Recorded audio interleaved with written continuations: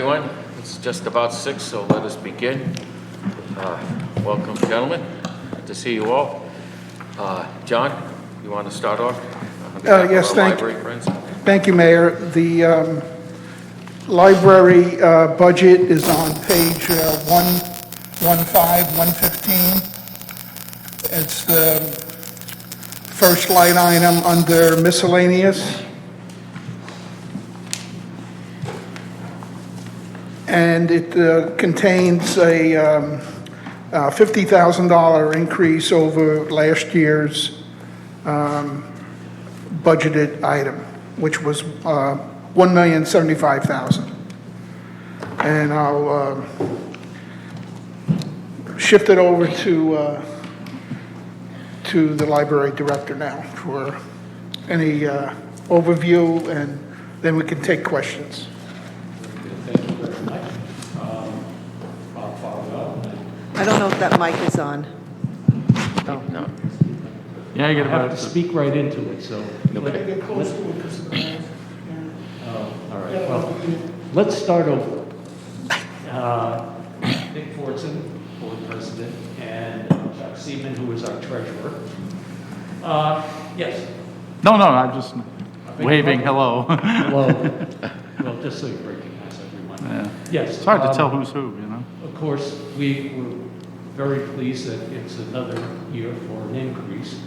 The pandemic has created, as you can imagine, some challenges for us, not the least of which have been the loss of income and fines, service fees, our major fundraising event, meeting with an author.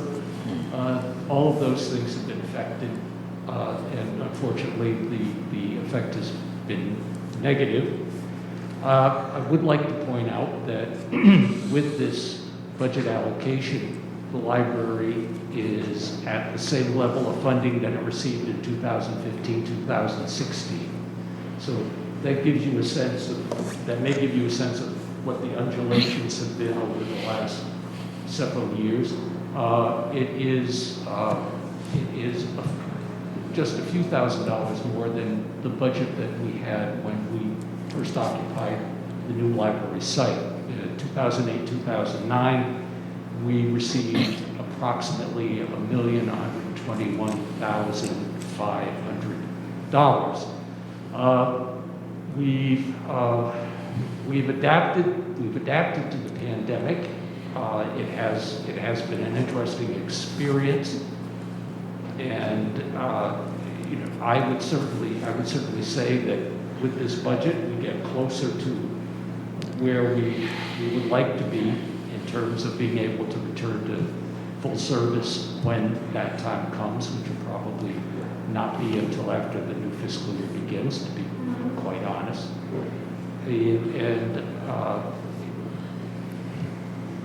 I would never say that we couldn't use more support. I think that would be an untruth.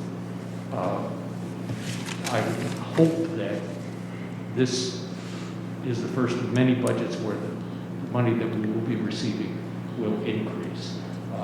During the pandemic, we hired a development officer. We have also had to leave positions vacant in order to improve our fundraising capacity. Those are positions that when we reopen on a more accessible level are going to be absolutely essential. Otherwise, we would not be able to sustain our normal 46-hour week. I just by way of introduction, would like to point out that you may have read in the paper, especially in the day, how some libraries are reopening to the public. And although I do use the term reopen, I'm talking about the opening without restrictions.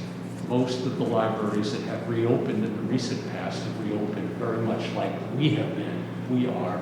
But we've been doing that since July of 2020 and accommodating the public, not simply not simply opening, closing again when things got bad, and then reopening. We've had a consistent schedule allowing people on site. And we've also taken into account some of the financial hardships that people in the community have experienced.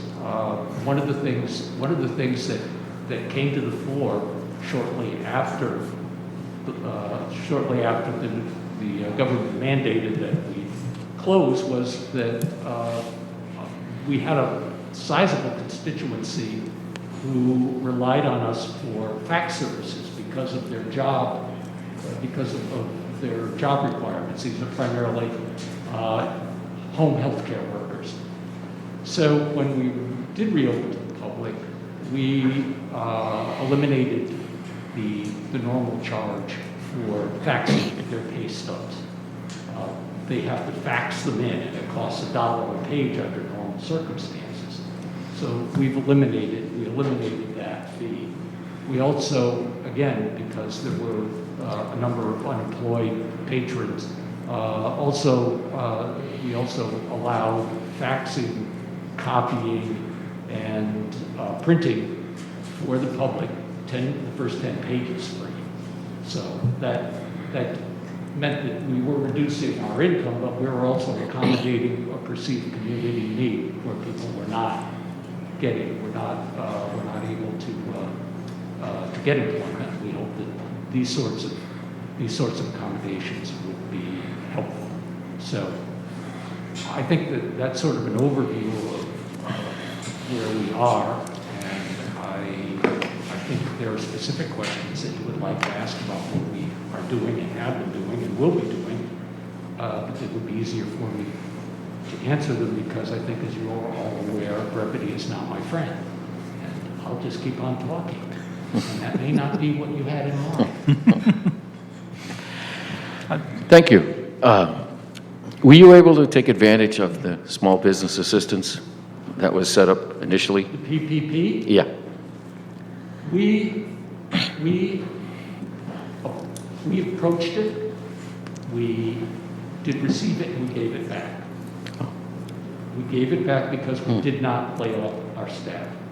We found ways of working around that, allowing them to work from home. And I think with me and with these two gentlemen, we all felt that that was the only honorable thing that we could do.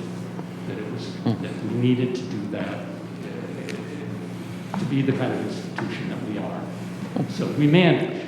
It was difficult, and we still have several people who are confined to working from home because of pre-existing conditions, and in some cases because they have not been able to or have not qualified for their shots. Very commendable of your decision, you and the board. Well, what was it Mark Twain said? Do the right thing. It will please some and astonish others. Well, that's kind of the attitude that we had. We just tried to do the right thing and not take money that could be perhaps better allocated elsewhere. Yes, thank you. Members, Alderman Gould? Good evening. Thank you for being here tonight. I have two questions. Can you describe some of the ways that the libraries had to adapt in their delivery of services due to the pandemic? Sure. There were several ways. Let me start off with some of the most obvious ones, which you could see even if you didn't visit the library, you might encounter. One that we initiated was a program of outside pickup. So even before we were able to allow people on site, we allowed members of the public to order materials.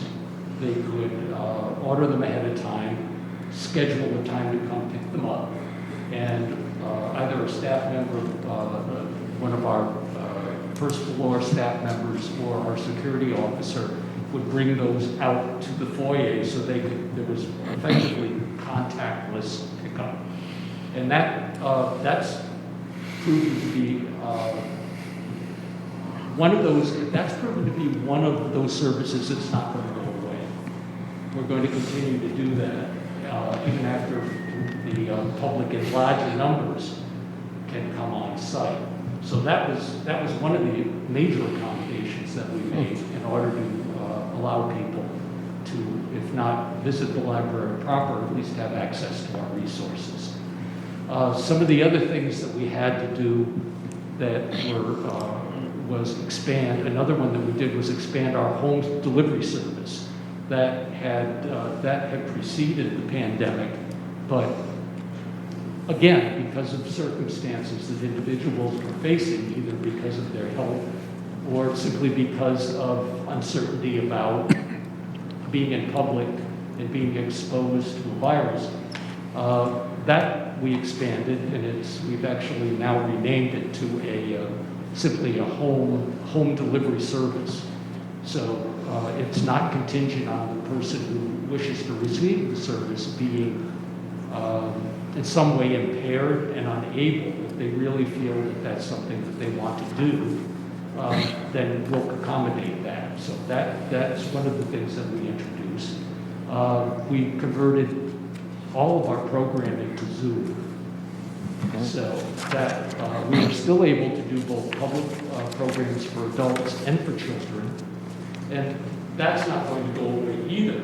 And one of the interesting things that we found was you can always expect to get an audience of some numbers on the day the program is delivered publicly.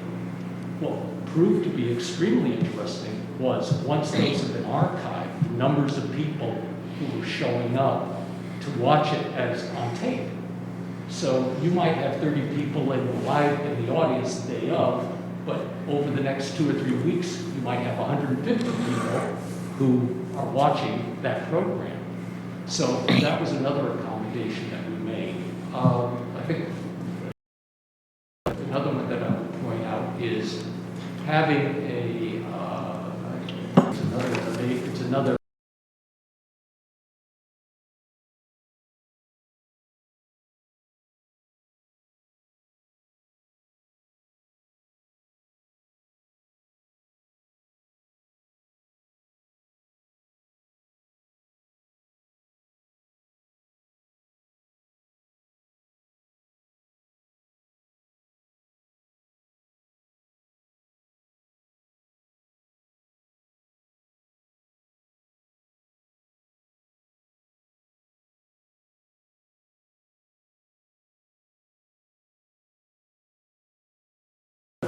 innovation that we'll continue to use after the library is fully open, and just to, again, to accommodate the public and make them feel safe, smart, and comfortable.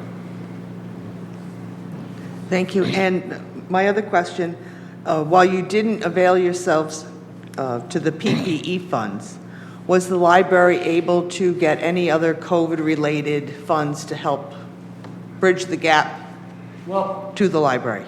yeah, it wasn't so much dollars and cents as call it in kind.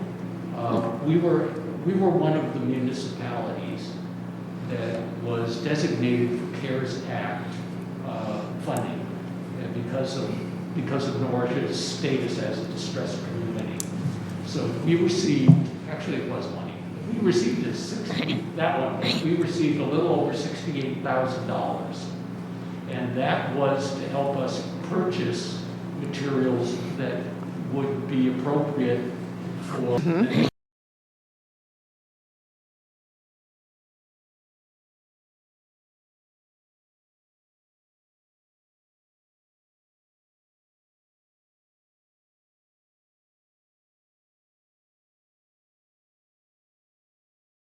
such. Also the barriers, upgrading of the laboratory facilities so that there were fewer chances for exposure to the virus. Things like masks, although not necessarily Red Sox masks. They won, Bob. Thank goodness. They won today. Yeah, but I know how you feel. I'm not sure about that. No, Or me. Anyhow, those sorts of things. So we also were able to purchase shelving, so which is movable, and therefore we were able to reconfigure spaces to provide good access, but also better social distancing. That's been a big help. We also received in-kind support in the form of portable hotspots, so that if there were people who found themselves without access to an internet connection, this provided that service, and they could take those out.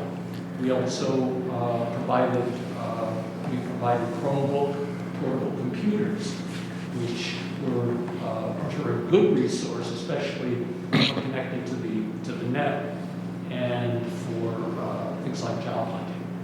So both of those are both things that we've done. Currently, we're in the final stages of upgrading our Wi-Fi system so that it will be more accessible outside of the library. So what our hope is that it will spread out far enough so some of the surrounding residences and businesses will have access to that as well. So, and both of those programs were funded by the Connecticut Education Network, in this case with the University of Connecticut. So those have been very helpful too. And I'm sure that there will be more. We're trying to learn from the experience and make changes that are not just temporary. There are a lot of, I think there's a lot of, there certainly is a lot of possibility to introduce new things that will meet new community needs, because whatever normal will be, it's not going to be exactly what we left in March. So, Yeah, we have a new normal. yeah, well, near normal. I don't know. Thank you. You're welcome. All pro tem, Bettencourt, please. Bob, so with all that said, what does your reopening plan look like now? As far as, obviously there's a consideration for, how the numbers are going to change and all that kind of situation. But right now, as far as things go, where do you stand? Well, looking at the way that, looking holistically at how the vaccine rates have improved and how the COVID infection rates have stabilized and are going down. Right now, we're projecting that in June, perhaps July, we'd be in a position to begin opening more hours and allowing more people on site. As far as large-scale programming goes, where you've got 20, 30, 40 people in one of our public meeting rooms, realistically, that's a fall project.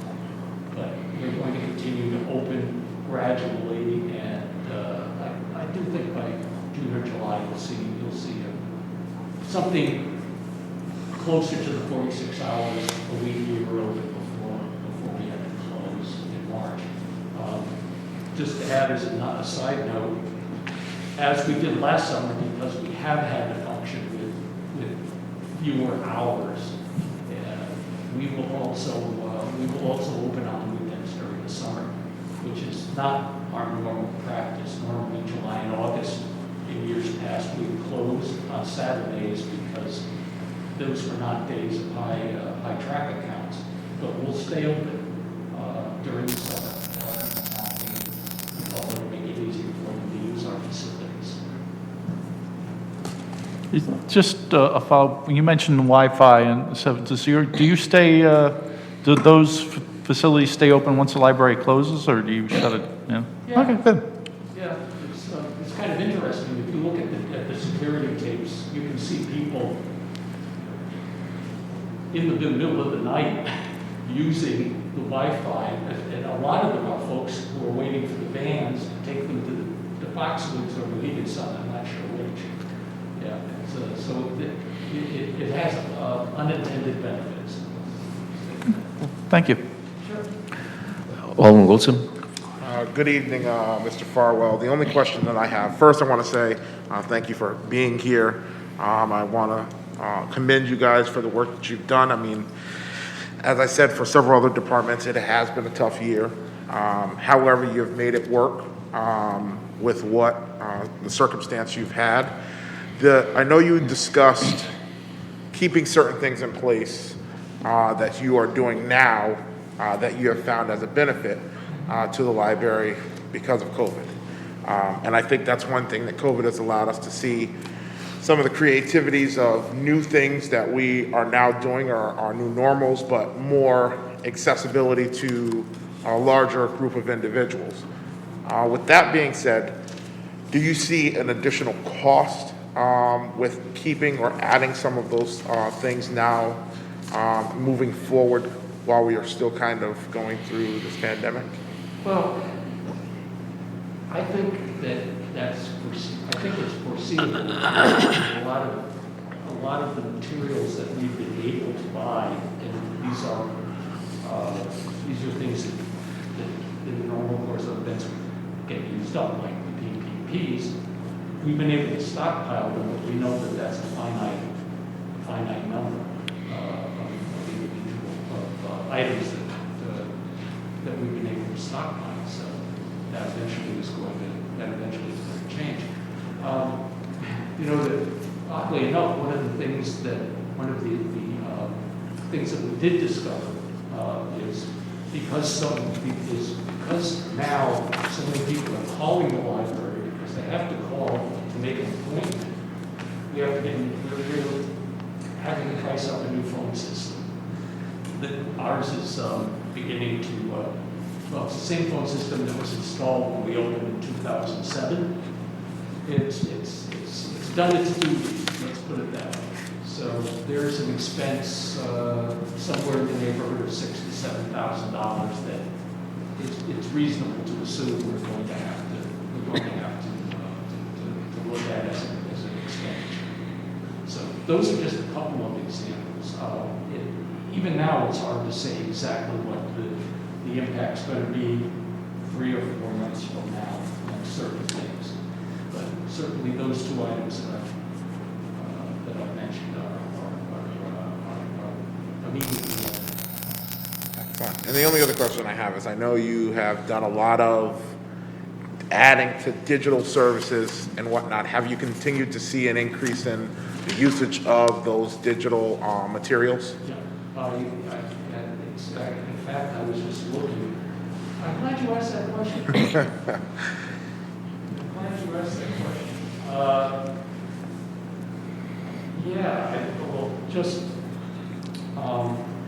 For the last, we've seen the number of individual uses of our ebooks are 1,600, almost 1,700, as compared to the last full fiscal year that we had figures of 1920. They've increased that much. We've also seen an increase. These are downloadable items that come through our consortium. Ebooks circulation is up by over 1,600 uses.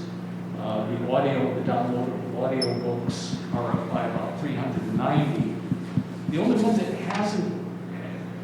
hasn't risen as quite as much as I thought was magazines. So they're up by 42.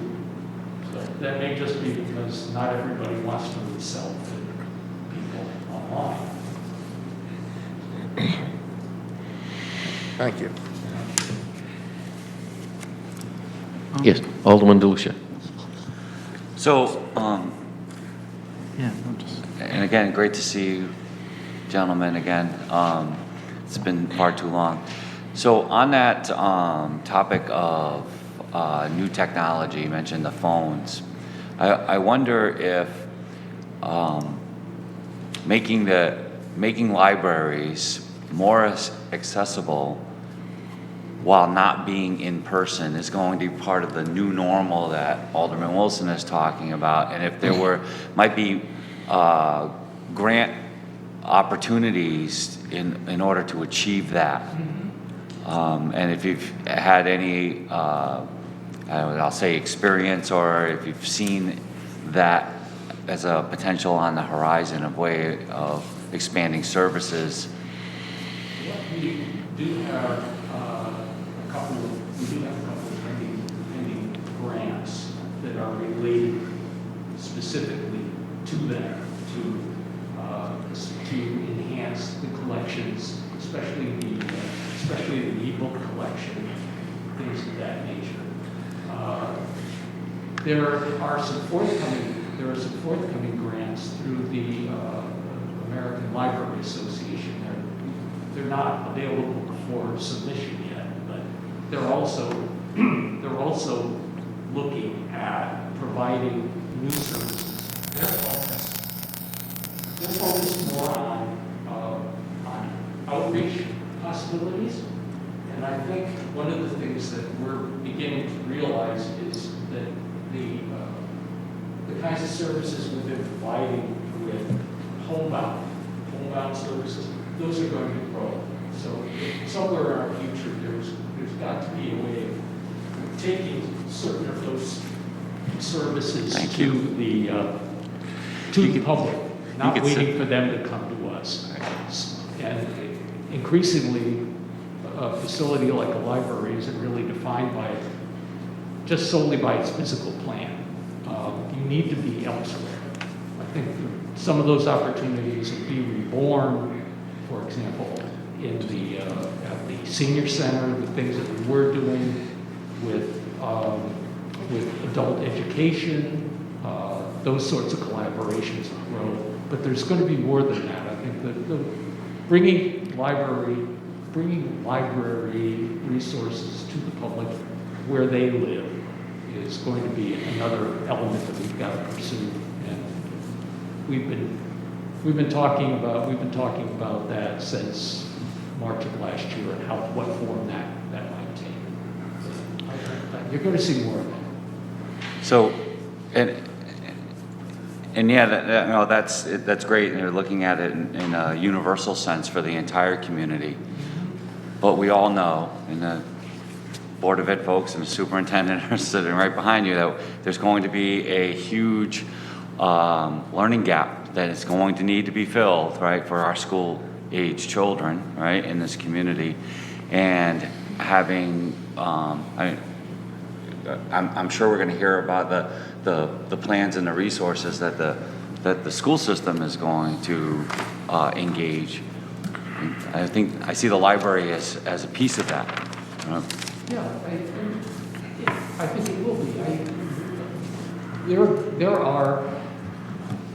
We had several on-site learning opportunities prior to closing that I think can be reintroduced. And in some cases, they're going to be hybrid. They're not.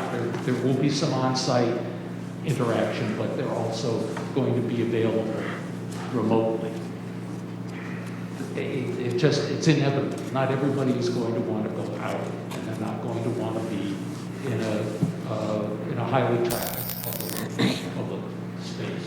So we will be accommodating that as well. Those are, we have grant funding for some of those projects currently, and some of them will be introduced. Let's see, June, July, especially around technology and facilitating access to technology and technology instruction. So those are in the works. And I'm just gonna think out loud on this one. So do you have a line of communication directly with the superintendent so that, I don't know, hypothetically, an opportunity comes across her desk that applies to public library in a community, right? For whatever, some grant funding or a project or whatever the case may be to help address this learning gap that we're all going to be dealing with, right? So do you have that line of communication open with her office so that that free flow of information for those kinds of things can happen? And that would be a new thing, right? That might be a new thing because of this pandemic we're emerging from, but it's. I think dealing with this educational gap is going to be on all of us for some time to come. Let me phrase it this way. I think that we are kindred spirits with the school system, and there probably are more opportunities that we could explore. I think we're aware of each other, but that's a relationship that I think I'm certain could be nurtured. Did I direct the answer to that, or did I do a good job of kind of deflecting it? No, and again, it's just kind of broad strokes here to say, new things new programs are being developed, let's say daily. And this collaboration now, might find some more open doors than maybe in the past in a traditional environment. Well, I think the other thing I would add as an addendum is we have a philosophy of not recreating or introducing programs that we know somebody else is working on, but instead trying to nurture a cooperative relationship, because oftentimes it benefits both of us that way. We can pool our resources, and we continue to do that even when we're closed. Thank you. Oh, you're welcome. All members here? Alderman Just Zachary. one quick, it appears that the use of, bandwidth is probably a huge resource that the library is going to provide now and in the future. So do you chart your bandwidth at all, the usage? Yeah, we do have numbers. In my late 60s, I am a failure at trying to recall exactly what they are. That's all, the reason I'm asking, obviously, is it could be helpful in, making No, some decisions there. so. I will only say that they've gone up rapidly, and we have been able to chart them. A lot of the usage is through phone. It's smartphone use. Yeah, That seems to be the trend. that'd be expected, yeah. Okay, no, I'm just, total bandwidth data and whatever, that's all. It was a suggestion, that's all. But thank you, Bob. You're welcome. Last question for myself. Your HVAC system, I'm sorry. your air conditioning, your HVAC system, have you looked at upgrading it, or have you already done that like other large employers have done, like Foxwoods, Mohegan? One went ultraviolet, one went ionization type processes similar to hospitals. Have you looked at that? Yeah. In fact, that is a project, the first phase of which we just completed. Ah. We use Neighborhood Assistance Act Mm-hmm. to support large public utilities. Yep. And currently, the whole building, to some extent, allows for control of individual spaces now, and I can control it from my office. It's an awesome feeling, being able to just manipulate that. But eventually, the entire building, that's the first phase. Second phase will be the first floor and basement, and we'll be looking for support for that in the next round of neighborhood assistance. So you have numbers on that phase two? Yes. Could we see them? Yeah. Love to. No, not on, I'm sorry, I have them on phase one. Okay. I don't have them yet on phase two. But we'll be working with the installers, and I'd be happy to make Yeah. those numbers available. Safer environment.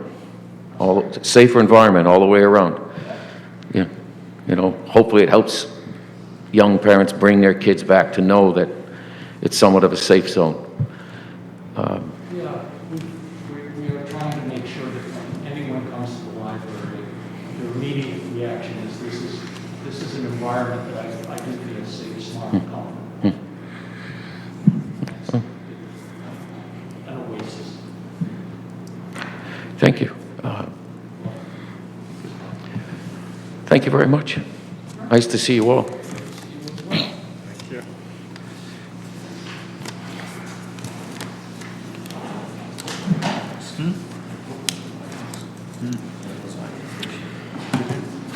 you.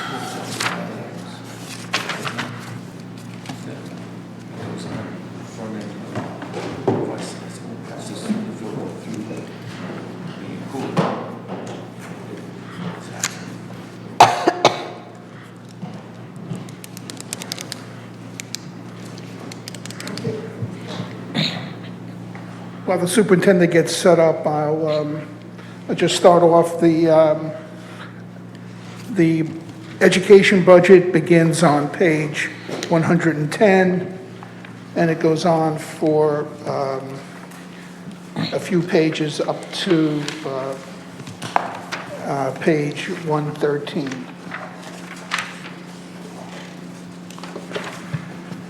The budget that I proposed has a 2.5% increase over last year's general fund budget, and the budget increase last year was about 2% that I proposed. Then the council amended that during their final budget deliberations. So with that, I will turn it over to Dr. Stringfellow, and the floor is yours. Thank you so much. Good evening, Mr. Mayor and Alderman Bettencourt. You may want to get a little closer to the mic. Can you hear me now? They got to be a little closer, I'm sorry. Better? Yes. Better. Okay. So good evening, everyone. Mr. Mayor and Alderman Bettencourt and Alderman Gould, Alderman Nash and Wilson and Delicia, Mr. Manager, Josh, so nice to see you. Great to be back and in person with you. I'd like to introduce our new business manager, Robert Serpensky. He started a week and a half ago, and we're really grateful to have his support.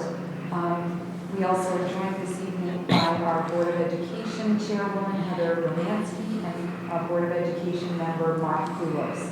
Thank you for allowing us to present our budget to you. You asked for no PowerPoint, and so I'm going to give you an abbreviated version from last year, which may be better in terms of the time allocation. To remind everyone of last year, we set together some long-term budget goals for the school department.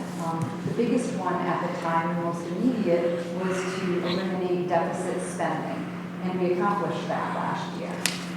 We also made a commitment to eliminate our reliance on the city's fund balance, which we are not anticipating utilizing this year.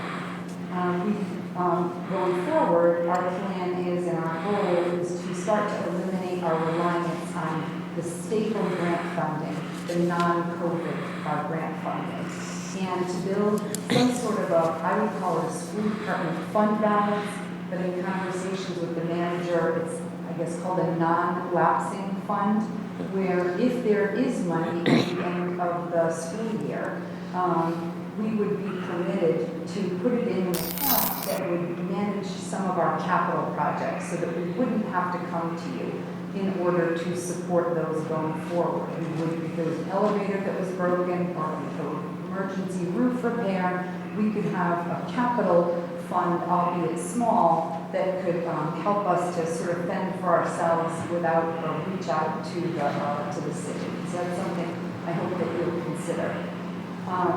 Last year, I prepared for you some long-term options. There were about 7 of them for the council and Board of Ed to consider.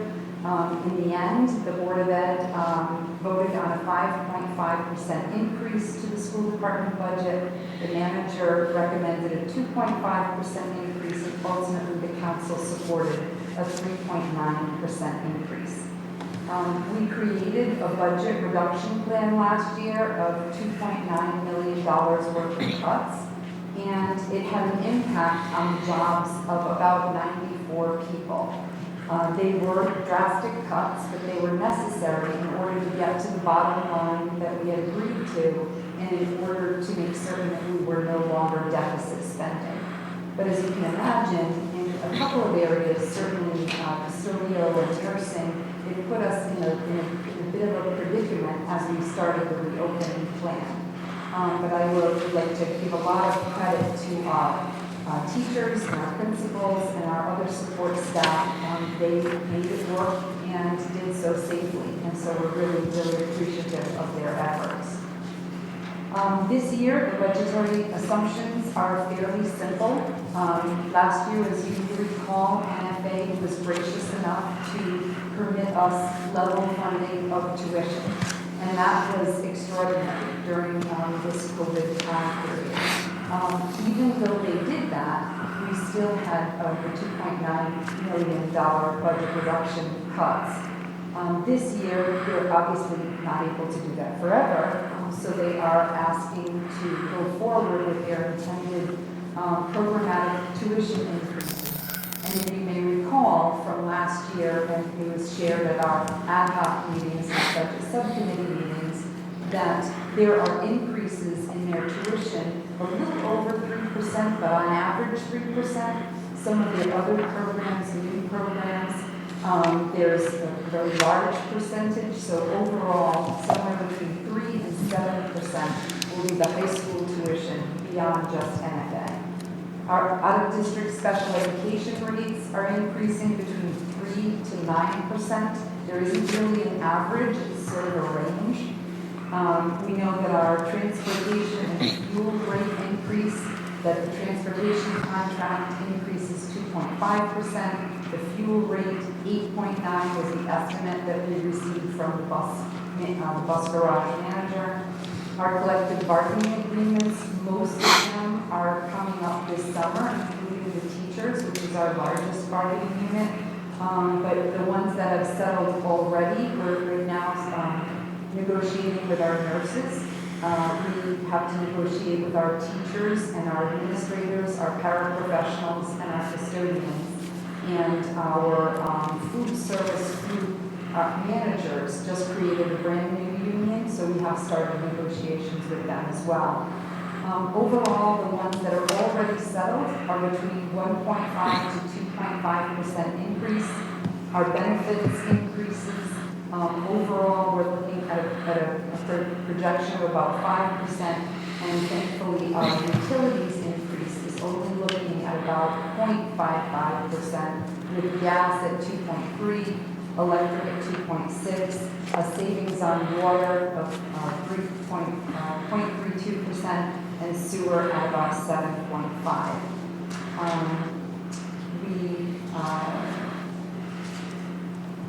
With that, taking that into consideration, that's about 85% of our budget is the fixed costs. And so if the fixed costs are going up somewhere between 2 to 7%, then you can imagine we're going to need about 3.5–4% increase. And so add in just a cost of living adjustment for the non-fixed costs, and we get to the 3.95%. So we're asking, we have to ask for the sum of $87,567,583.60. And I provided a general line item summary to the Board of Education, and they supported that increase unanimously. As you know, the city manager certainly has his, the entire city of Norwich contributing into a budget, and we respect that. And he's presented to you a recommended budget increase for on the school side of about 2.5%. The difference between those two is $1.2 million. And so in anticipation of you saying to me, okay, Chris, what are you going to cut if it's $1.2 million? Last year, we really cut just about everything we could cut, and I think we went too far in custodians and nurses. It ended up that we needed to hire with our initial CARES Act funding, CNAs to support our isolation rooms, and we needed to provide a significant amount of overtime in our custodial area in order to keep up with the cleanliness requirements of the Department of Health and the Department of Education. So we're really grateful we have that funding. It will be extraordinarily difficult with the student needs that Mr. DeLucia alluded to earlier, and we do have a partnership with the library. Mrs. Jack Russo is our liaison. It's a role she takes quite seriously and reports out on the efforts quite frequently, but we can always do better.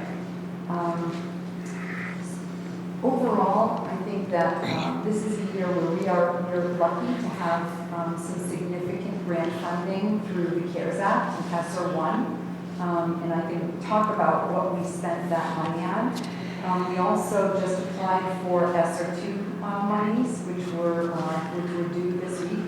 And we're in hopeful anticipation of American Rescue Act funds to support the trauma that our students experience, the isolation, and to close the academic and social gaps that they were missing. In order to maintain our commitments that we made last year, there needs to be a certain anticipated level of funding that we can count on so that we're not having hills and valleys, so that we're not over-investing in staff or programs, and so that we're not dropping down the next year into a fiscal cliff. And I hope you know, we take very seriously the opportunities to find efficiencies and savings in every area of the school department. We've been working on some today. So it's something that we are continuing to try to do because we understand that the Norwich taxpayer money is precious and it doesn't come easily from citizens, certainly during the pandemic with the struggles that I'm sure they are having. Other than that, I thank you for your continued support of our students, and we're available to answer any questions that you have. Thank you for your presentation, and thank you for your participation. You have been, or Heather or others have participated in the weekly calls. It's now over a year since those started, and that has helped everyone assist in getting information across the board, including other departments. I think at times we're able to help fill needs that you had. Thinking of Leanne and others, they stepped up. So again, thank you for being part of that. Thank you for offering that opportunity. We found it to be tremendously helpful. And yes, we're very grateful for the support of the city, for the support of Leanne's office, and really everyone involved. Police chief, the fire chiefs, everyone. Right. Thank you. Alderman Wilson. Good evening, Dr. Stringfellow. I want to thank you guys and welcome to the city of Norwich. Mr. Sapinski, I'm just going to ask a few questions, kind of get started, and then I'll let my colleagues ask some questions. My first question is, I know looking at the budget and me being one of the liaisons, of course, on the budget expenditures, just more so for the public to understand, in your overall budget, what are some of the things that you're looking to add, for example? And this doesn't necessarily have to just be from the budgeted side, but also from some of the ESSER funds that we discussed in the budget expenditure, some of the things that you're looking to enhance the school system with coming into next year. So in the general operating budget, the only thing that we're looking to add is a transportation and safety coordinator. At the last ad hoc or budget committee meeting, it was in our minds a transportation coordinator. I provided a job description to the Board of Ed. I believe it was Board of Ed member DeStacio who asked for that. But quite frankly, in the last few months of serving as the finance manager until we found Bob, what I found is there really isn't anyone who's a point person for safety. And so in speaking to my cabinet, we really need someone who's training folks in the fire drills, the evacuation drills, the reunification sites, setting up agreements, interagency agreements with the reunification sites, coming up with emergency protocol communications, writing the plan that's submitted to the state, doing the ALICE training in partnership with the police department.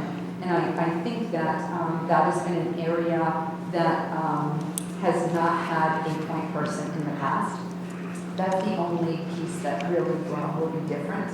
There isn't a lot of room within the budget to enhance the programs as you speak of. I don't want to talk too much, so tell me about how much you want of an overview of what we spent the COVID relief and that ESSER 1 monies on, and how much of a projection you'd like of what we just wrote into ESSER 2, and then what we're thinking about in terms of ESSER 3 allocations, which is the American Recovery Act. You can give us an overview of all three. Have at it. So, with the COVID relief funds, this came as a result of late spring, early summer reopening plans. And the question posed by the Commissioner's Office and the Department of Health was, what will it take for you to reopen safely? And there was a very thick document with regulations that we had to abide by in order to reopen, either in hybrid or in full. And so the first batch of money that came through it was about $6.3 million. Largely that was used for PPE equipment. And, remember that we are required to provide masks for every staff member and every child, every day, multiple times a day, on every bus, in every classroom, in the front of every school. We also had to buy some of these because in addition to the masks, some of our ESL teachers and our speech language pathologists need to see your lips in order to do their work. And we created smile masks for the very young children so that the mask wouldn't be as scary, but it would still be as safe. We needed to purchase wipes and hand sanitizer. We needed to have it everywhere. We purchased a lot of more plexiglass than we will ever need in our lifetime, and I really pray it's all recycled in a reasonable way or we're not in need of it anymore. We went into the COVID shutdown and we didn't have laptops for our children or our teachers and staff. And so there were some of our teachers who were actually using their iPhone in order to run Google Classrooms with their class of students. And I just have to say that there were no complaints, there were no send me a laptop. They did everything they could to just do the very best of their ability at the time. And so when resources started to flow, we of course took and dismantled classroom Chromebook carts in order to hand those out to our children in the fall, but we had enough. And so we received some, because we're an Alliance district, we received some generous donations from the Dalio Foundation. But with our COVID relief monies, we bought laptops for teachers so that they could take it home when we were on virtual snow days, so that they could be loaded with all of the software programs that they need to really do a robust remote learning program. It supported internet connectivity hotspots. We needed to add some support staff to escort students to and from classrooms because we're still cohorted. Teachers are moving classrooms. Kids are staying in the classroom. They're not eating in the cafeteria. They are eating outside when weather permits. Physical education finally is outside again, but we needed a lot of sort of apparatus to be able to do our work in the classrooms.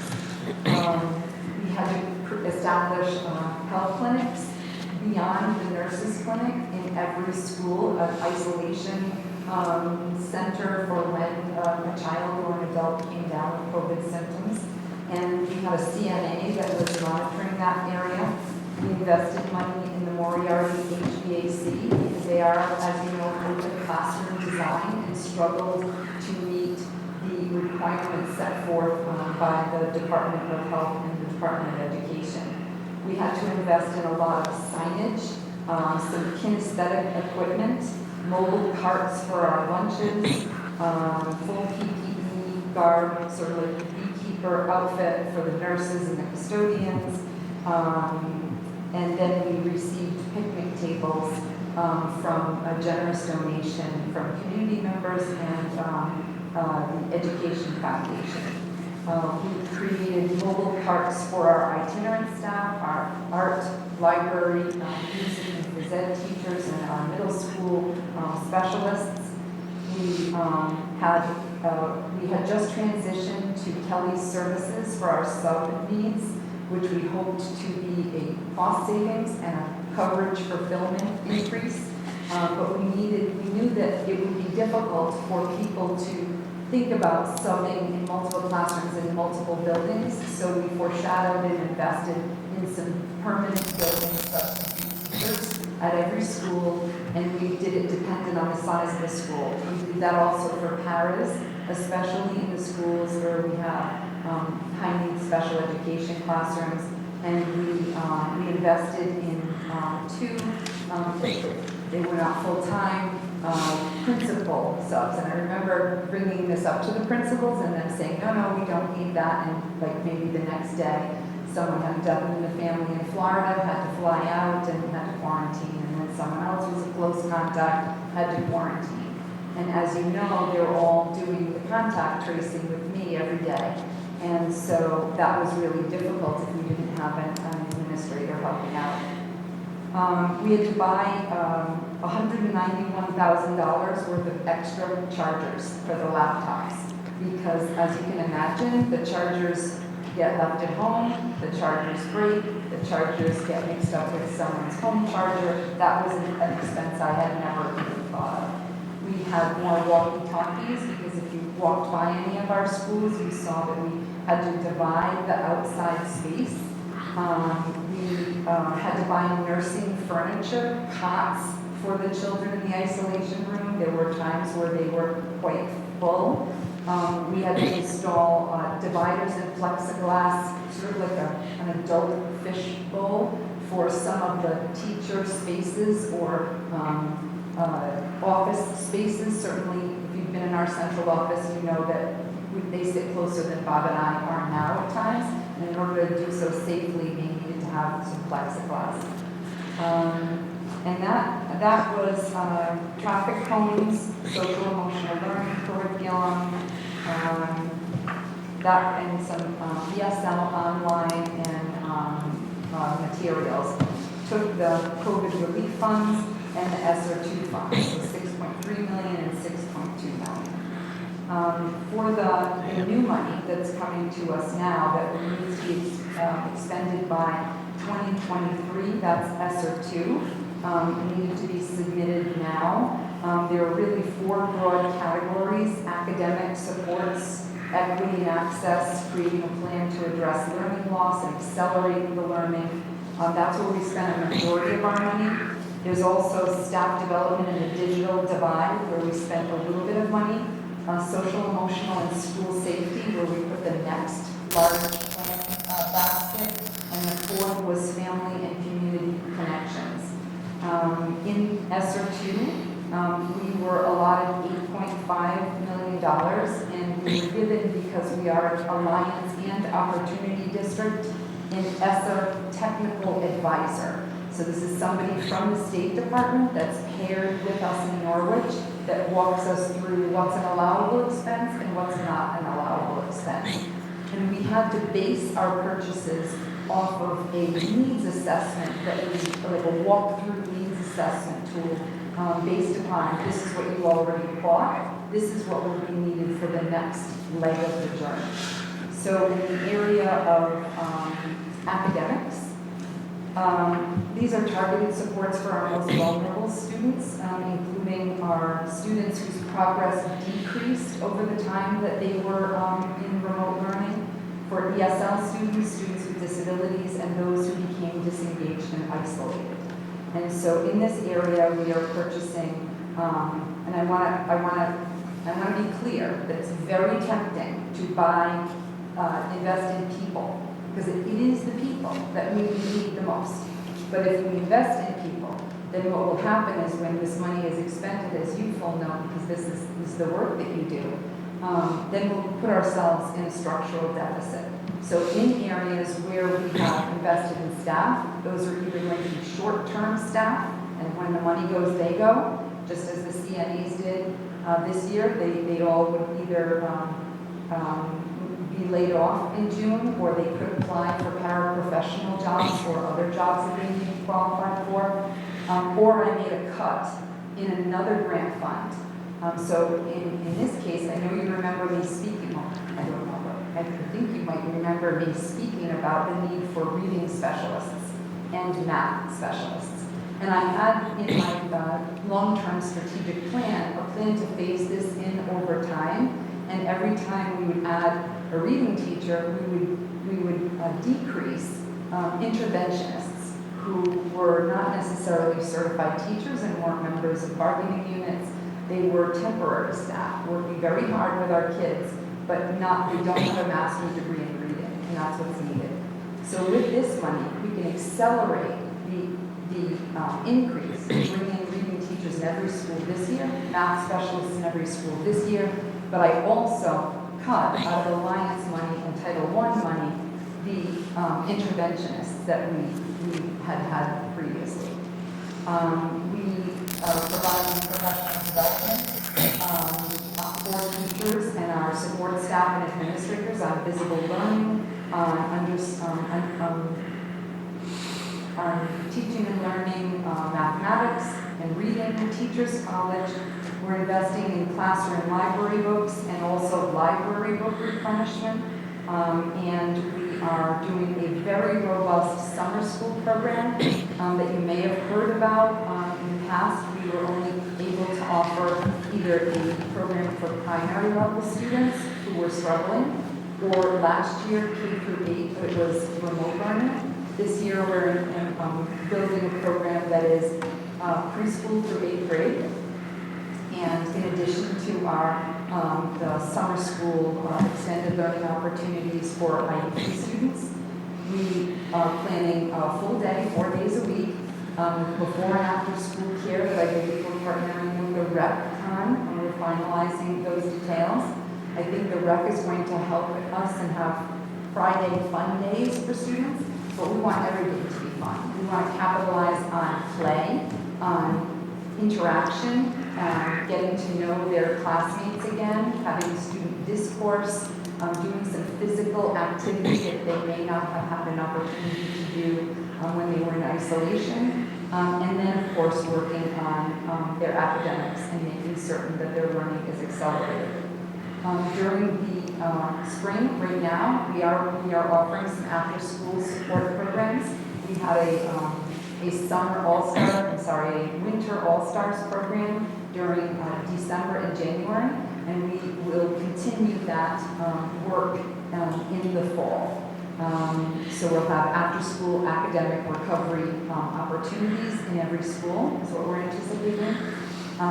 We also, our technical advisor talked a lot about opportunities for kids to join things, to have a welcoming environment, to have recreation that they can look forward to and socialize in.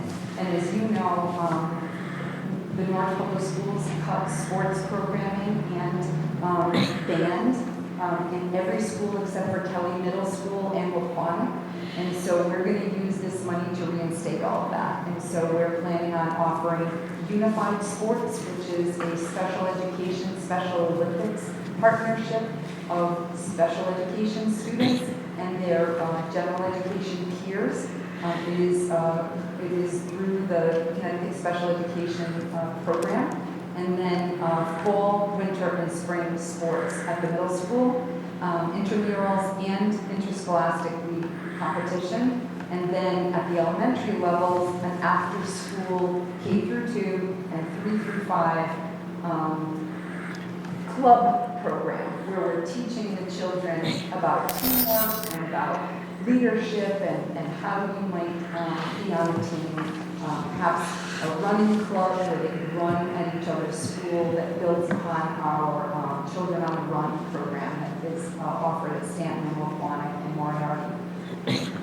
We are investing in band equipment to the tune of about $400,000 because we could never afford it without this money. And because every child in every school deserves to have music and an opportunity to engage in that. And right now, we only have that opportunity at Kelly and at Waquana.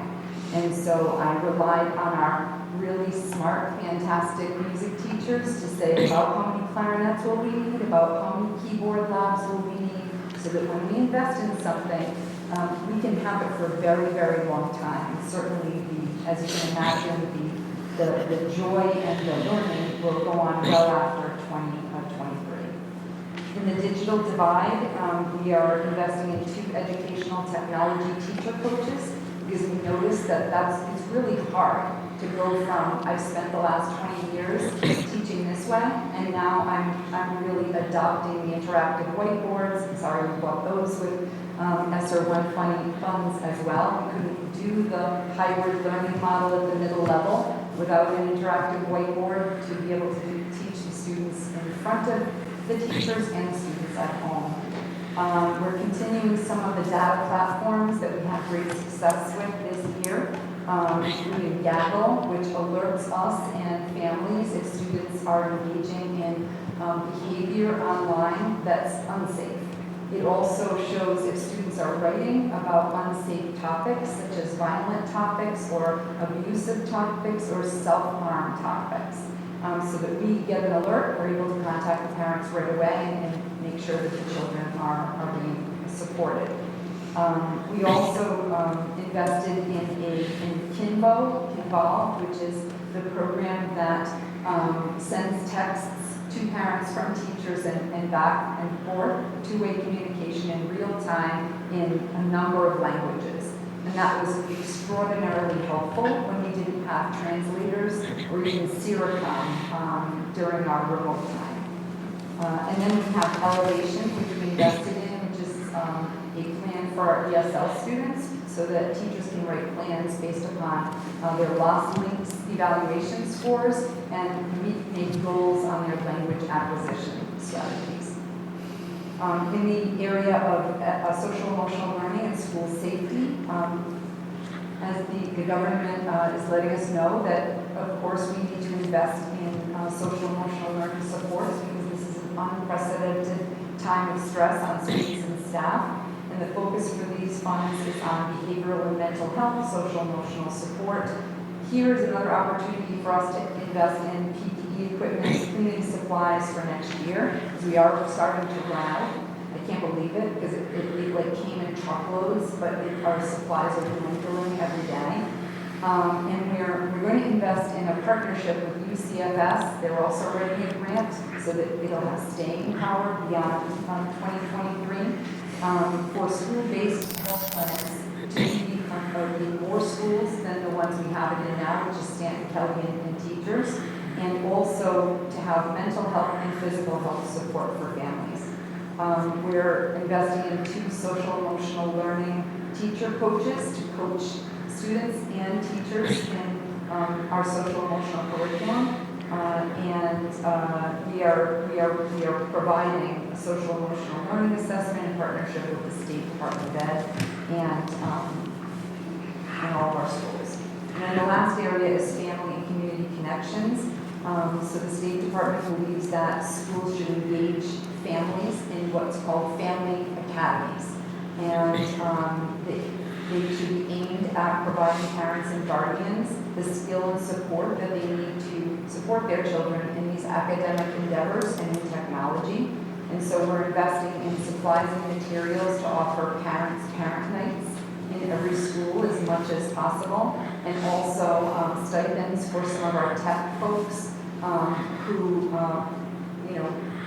I'd just like to send a shout out to them. They were really helpful to the senior center in getting our senior residents in town onto vaccination sites, and we're really appreciative of their skill set. We want them to replicate that in going into homes and supporting families on understanding the technology that their kids are coming home and using.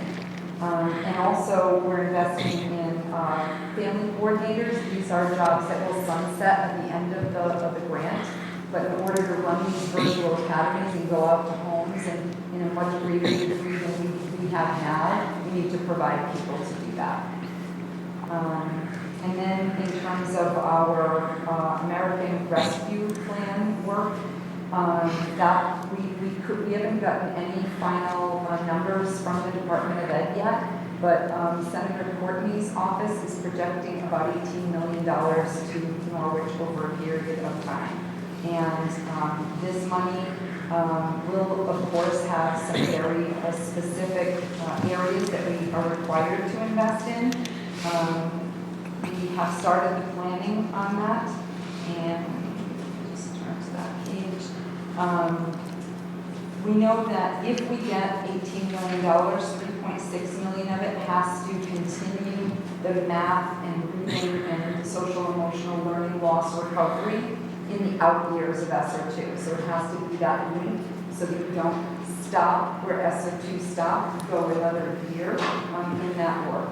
And then therefore that would leave about $14.5 million, and one of the areas is assisting schools to operate safely and add student supports to address trauma and learning loss and reduce class sizes.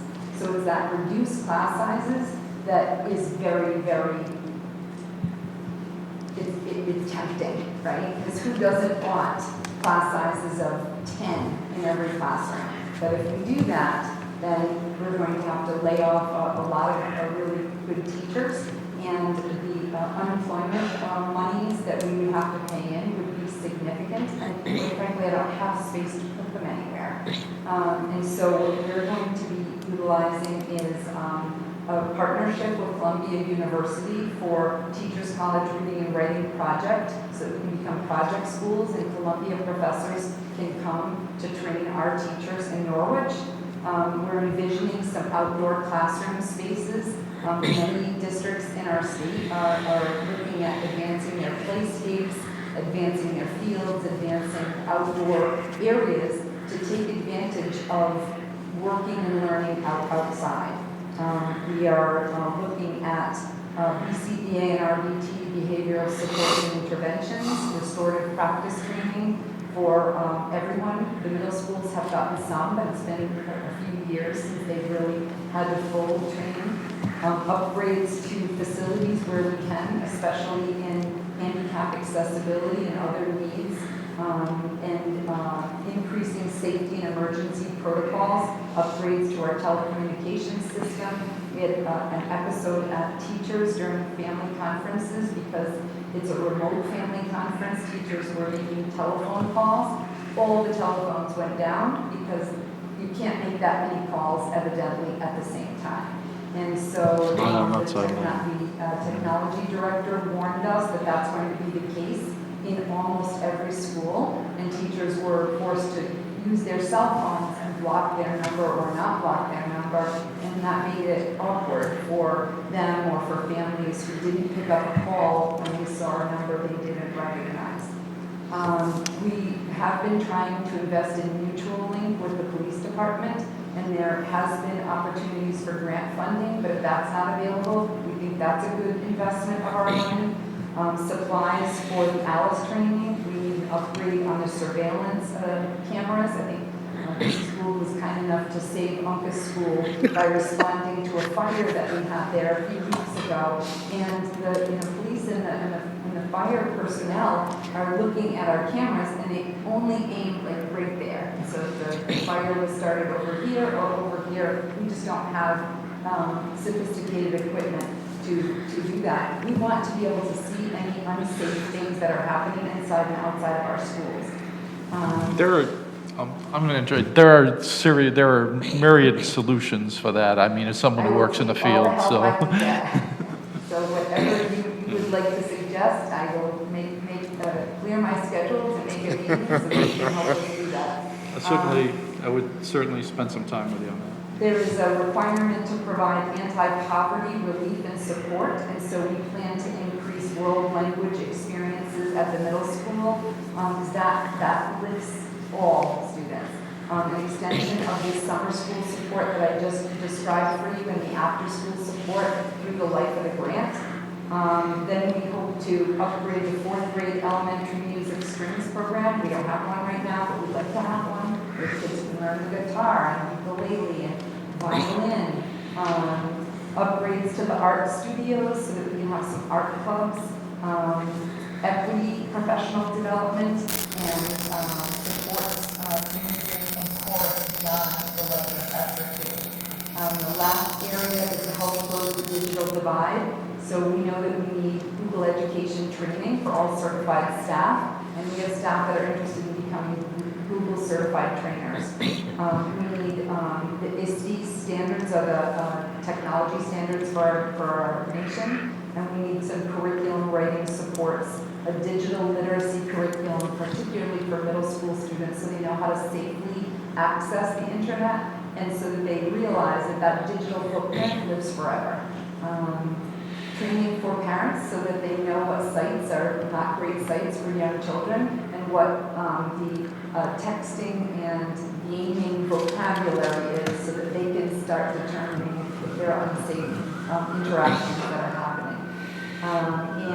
We hope to have a middle school student-run club of a technology help center to start really supporting kids whose dream job is to be a programmer or to provide IT support, and then technical support and professional developments to continue supporting families in technology. But there's still a lot of room there for other things that may come up and things that, we jointly need to invest in. Sorry for that long. I kind of warned you though that it was going to be long. Could you No. repeat that, please? No, I appreciate it, and the reason that, for me, and I also think for the public, just understanding that, this budget is only part of the long-term planning of us moving forward. So beyond this school year, going into next school year, but also, this is not going to solve every other issue that we have from the pandemic. So them understanding some of the bigger pieces on how we've been able to make it through even this school year. So, for me, I appreciate it. The only question I'm going to ask, and then I'm going to relinquish the floor to other colleagues, is with the summer school program. I know you're expecting a larger group of students than probably you would normally have. Does that also include the parochial schools and private school students outside of the district, or is it just those that are going to Northfield schools right now? Okay. Thank you, sir. And thank you. Other members? Alderman Bencourt. Just, I've got a question about the setup, tonight. How is it that you weren't allowed to do a PowerPoint? I mean, That's the email request of the sort of logistics of the evening. that was you, John? I thought it was perhaps because the community couldn't see it. That was my inkling. Yeah, that was running through my head. PowerPoint for my own notes, because that's how I organized Yeah. myself. So if it would be helpful afterwards, I can clean it up a little bit and send that to you. I know that Claire has also. I would appreciate that. As you can probably appreciate, I am a visual learner. As am I. So, I had to write it in the PowerPoint. I would, because if I had it here in front of me, I would have gone through it in half the amount of time it took you to do it, which you did an amazing job, by the way, because I would have been off on a rambling tirade by now, if I had to do that. That was actually very good, and I'll have to commend you on that. But I certainly have, we'll be doing a deep dive, I think, into your budget as we go along, obviously. So I really don't want to spend a lot of time on that aspect of it here, but it's obviously you got to handle. I will tell you that the way an education budget is presented, and we talked about this a little last year, in that there's these different types of funding that you're using, and yet we see this general funds budget, and even in this budget, the city of Norwich is not paying out 80, even if we leave it at the way it is, it's not paying out 86 million. I don't know what the state is going to be paying in the cost share and stuff like that, but it's half, in the neighborhood of half that. But I'm just concerned, that I don't want to jeopardize some of the progresses you're making. So I'm kind of fascinated really with some of the things that you've mentioned tonight so far. So I especially like the return of some of these programs and stuff. And if we can keep on doing it, I hope that's going to be the case. So, but at the same time, we need to have some level of balance, so I hope you understand that. So with that said, I'm going to leave it to us to look at in the future. Thank you. But I again, I'll commend your oral presentation and hope, I'm sorry it was so long. oh, no, we're talking about, I mean, at a minimum, $86 million here, so I think we should be here until like 11 or at least, you know, so it's not a small amount of money. So, but I think by the time we're all done, we're gonna feel like a wrung-out towel, you know, because really, you know, it's gonna be that kind of year again, I think, so. But I look forward to the interaction, and I'm sure the other committee members and other people here on the council do too, so, thank you. I just want to reassure folks that we are resisting the temptation to invest in staffing, although that is so tempting, because I'm going to say it again, the kids need that. But in times where you're seeing lists of openings, it's because people have either retired or they've resigned, which Okay. seems to be something that happens here that I was starting to get a handle on before we went into COVID, and I'm going to have to start again. I would just say, and I'm sure you realize this, is it needs to be sustainable. Oh, of course it does. You know, That's so what I mean, we I'm can't- saying, that and we we're not have- setting you up for a fiscal cliff. This is Right. a lot of money, No. and it's a challenge to spend it appropriately, and it is not like a bank account where the State Department just gives us this money and we can use it in any way we want. I know Right. that you know that for the viewing public. We have to write an intensive narrative grant, and these have to be spent specifically on items that are required, so we call that like categorization funding, it's not broad funding, and then it can be rejected, much like grants are every year. Some components of it or the entire application, and I think that's why the Alliance and Opportunity Grants got our own advisors, so that we invest it well in the beginning, so that it's not rejected later on. But we want to make sure we're investing in things that will matter to kids in the long term. And Well, things that our absolutely. students haven't had access to, which neighboring communities have. And I know certainly that all money comes from the taxpayer, but at least this money is coming to us not just on the backs of the Norwich taxpayers. And so we're trying to be very, very respectful of that. I appreciate that, and certainly some, obviously, you know, we start talking about hardware, for instance, stuff that has a longer lasting reach than, say, just the year or two of the grant. Well, once it's spent, it sticks around for a while, you know, so those kind of things, you know, I think are a real plus and certainly a good use of those kind of funds, so. I agree, but also know that I'm charging the IT director to make certain that he has a repair and replacement schedule that will go on for a decade or Yeah. more. Because eventually, if all these devices crash at the same Right. time, you know, the future school department and students and council and superintendent are going to be in the same pickle I was in and that our students were in the spring. Well, that's certainly one of the problems with a budget such as yours is like, let's face it, it hasn't had a capital plan. You know, I get your rationale and stuff. The problem is just being able to afford it, you know? So, I mean, you're certainly right in your arguments, but, you know, can this community afford it? That's always the question. But thank you. Alderman Nash. I would be surprised if you did not passionately advocate for these things, you know, I'd be very disappointed in you. But thank you. Sorry. Thank you. I, for one, and please take this not as an insult, I'm an audio learner, so the PowerPoint does literally nothing for me. What you did was really what I can hear, what I learned from. So I don't want you to think that I wasn't paying attention up here, but Very attentive. yeah, I really, I'd rather have someone tell me what they're doing versus showing me, because I'd fall asleep doing that. But anyway, first of all, I'm excited to hear that you're putting music back in, because I'm not an educator. I was fortunate to teach the DARE program for 11 years in the school system, and so I kind of put myself a little bit in an educator's foot. My son's a substitute teacher, so I know that music is incredibly important for especially the younger age children in the K to 5, because it really promotes learning and gets them into the process of education. So I too want to talk about the budget. I didn't hear any involvement of the police department, and again, that's one of my pets,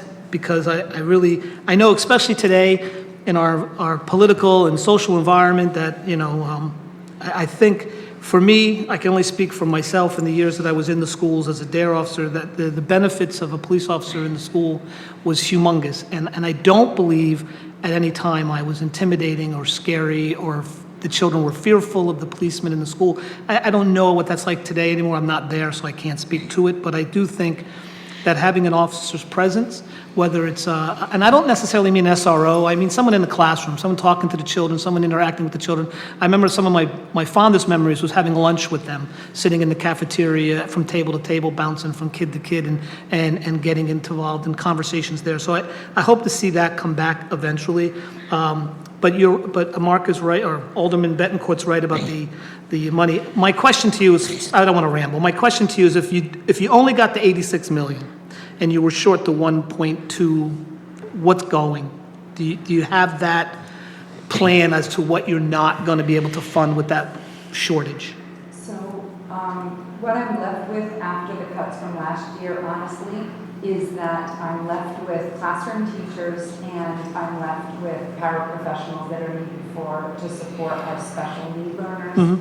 And so I will certainly make every efficiency and hope that maybe the health insurance goes down a little bit, or the sewer price, or the transportation. And I know that Bob has already really started evaluating every line item that he can get his hands on in the whole week that he's been here, to be able to try to get some more efficiencies. But honestly, I feel like I'm going to have to push that over into the Alliance and Title I grants, which is what I don't want to do, because that defeats my initial goal, which is to lessen our reliance on those non-COVID grants. But I don't see how I can really cut another 1.2 million. I certainly can't cut it for teachers in the classroom. We have very high class sizes right now. I can't cut it from principals. I don't have enough assistant principals now, and I can't cut it from paraprofessionals. So in most of our budget is staffing and benefits. I'm even, quite frankly, a little frightened that I asked for too low, because the collective bargaining agreements that we have outstanding in front of us after this budget is done are unknown to me. And that would be, at this point, my answer. Okay. Well, it just scares me because we're at 87 million. Right. And next year, I'm sure you'll be looking for another 3, Well, whatever roughly, I'm just NFA guessing. raises, Right, I understand that Whatever part. the contracts do, that's what I need. Right. I just, if we could generate our own revenue, I'd be happy to sell raffle tickets or hams Big in sales. order to do that, but I we're not gotcha. a revenue generating organization, so. But it just does scare me that we're, next year we're at 89 million. You know what I'm saying? So, and I don't know what the taxpayers really are going to be capable of doing. So, but I do appreciate all the work you've done. Please don't, this is not, I'm a huge supporter of schools. I know a couple years ago I was called draconian and evil, but that's not the case. I'm not. I love the kids. I love Norwich. My kids went to schools here. Their education value was amazing, and I'm proud of what the schools do. And I've taught in every school, and the teachers that I was associated with were phenomenal. No matter what school it was, they did so much, and I commend them. So, thank you for your presentation. I appreciate it. Members? Alderwoman Gould? All right, well, I have my list, as you knew I would. I'm looking forward to it. Okay, so I don't know if you have the book in front of you that the city manager put out, but according to this on page 38, Thank you. you reduced the staff for 2021 by 40 positions.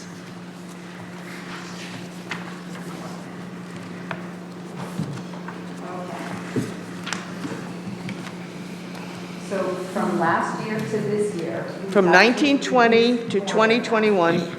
you reduced the staff by 40.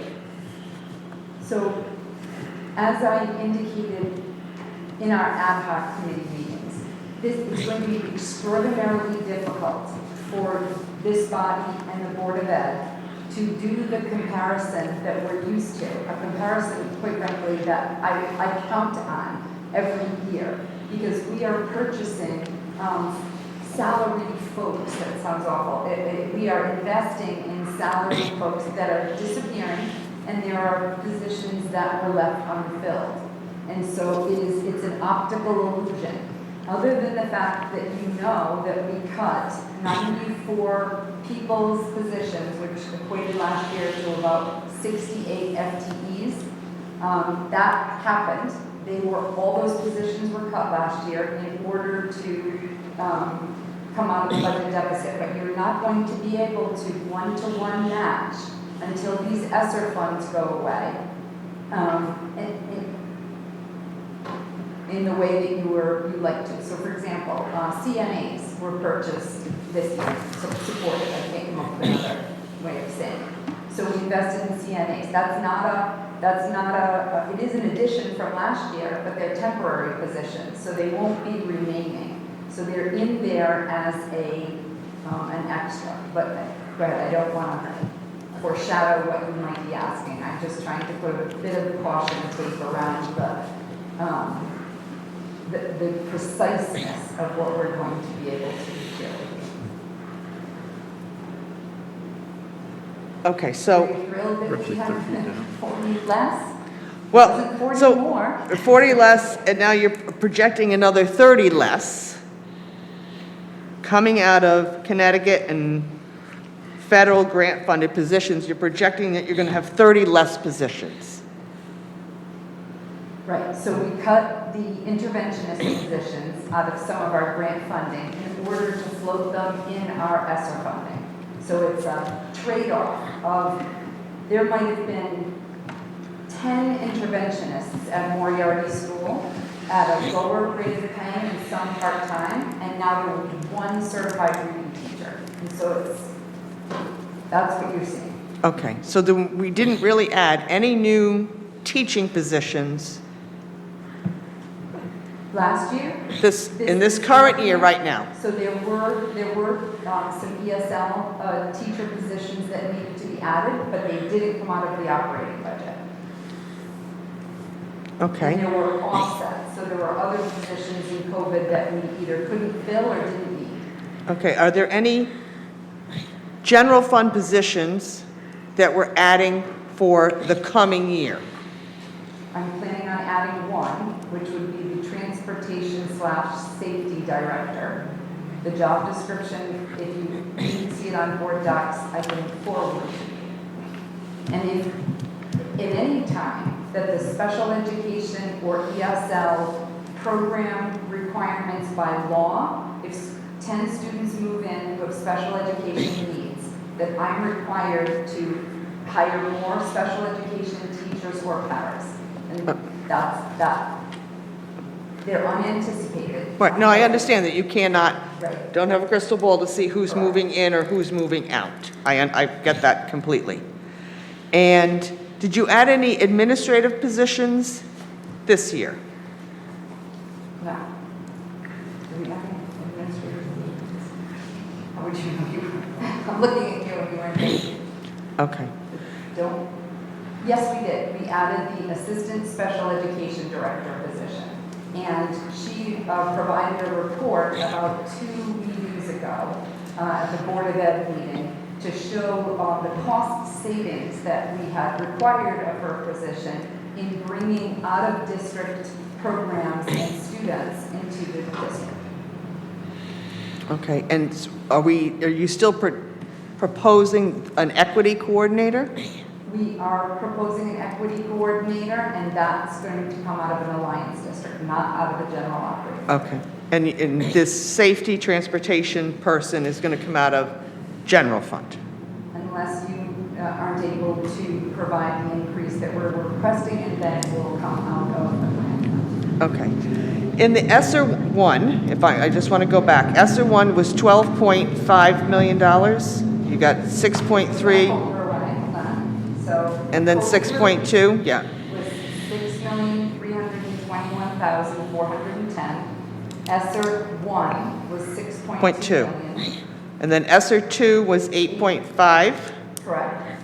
and then you got the American Rescue Plan was 18. So that's not happened yet. So we have We're not. waiting for that. We're waiting to even know what the final numbers are. Okay. So originally, ESER 2 was 8.5. That was broadcasted and reported on by the media, and then a month or two later, when we actually got the calculations from the state, it was 7.2 million. And so they looked and realized that all of the districts affected with less than what was projected were Alliance and Opportunity districts, and so they gave to us the difference in their state set-aside funding. So Okay. that's the way it might happen with the 18 million. They may not be able to offer that, or they may make up the difference from some state monies. Okay. Additionally, to be as transparent as possible, yesterday, I believe, we're still on Tuesday, right? So yesterday, we were notified from Learn that New London and Norwich will be splitting, and by splitting, I'm not sure if it's actually divisible by 2. It's probably based on our per pupils count. Some monies for just this spring to increase attendance for students who have been disengaged. And that money is about $450,000, and Learn will be the fiscal agent for that money, and they're planning on notifying us soon of how much we may be entitled to and how we might use it. Okay. Now, if we can go to, wait a minute, let me get my page here.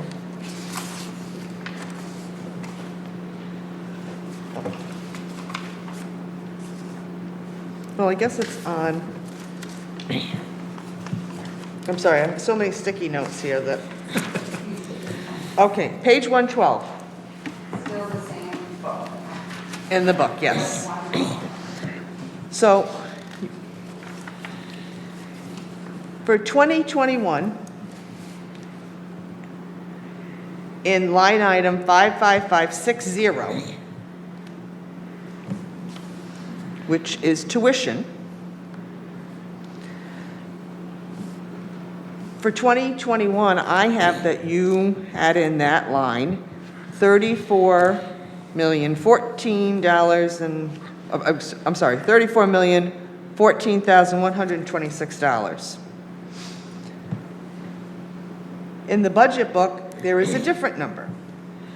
Is this the current year or the projected year? When you say Cur- 21? Current year, I have from the finance department that you've got tuition line item was $34,014,126.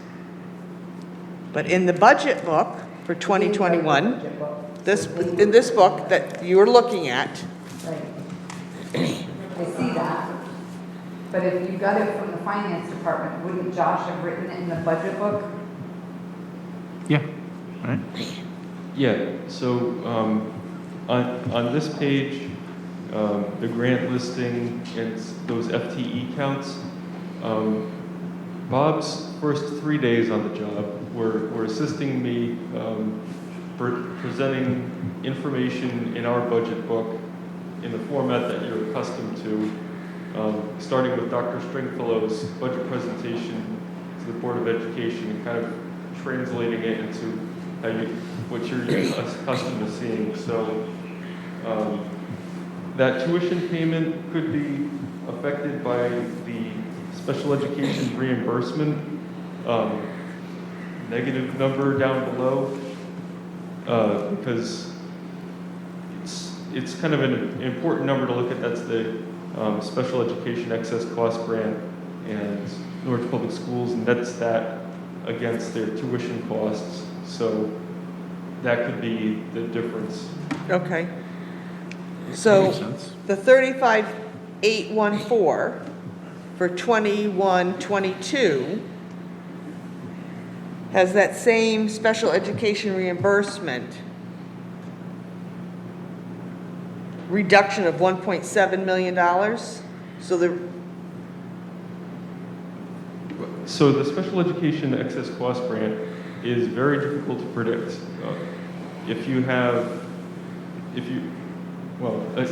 I can let, do you guys want to explain that one or me? Your book. We're happy to fill in the blanks. Okay, so I read it, I didn't write it. special education excess cost grants,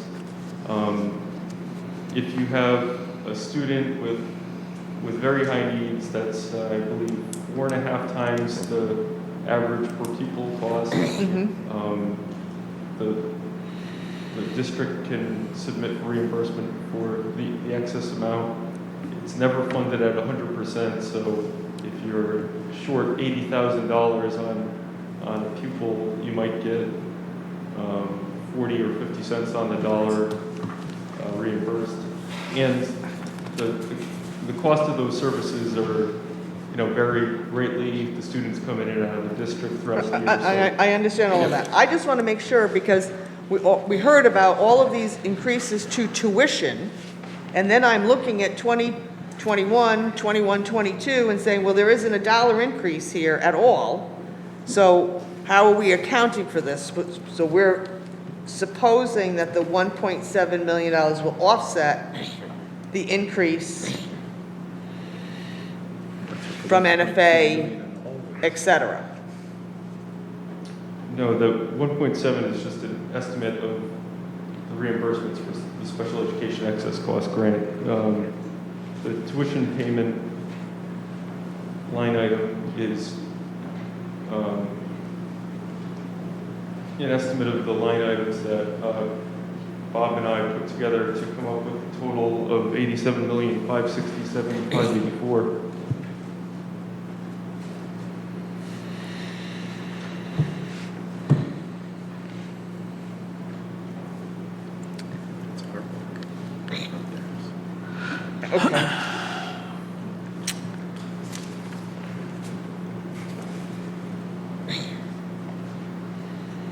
So the $35,814, will that cover the increase in the NFA tuition?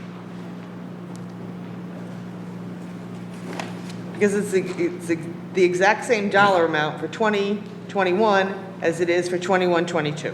So I'm gonna give a guess here, right? Because it's Josh made the projection of the 2020, 2021.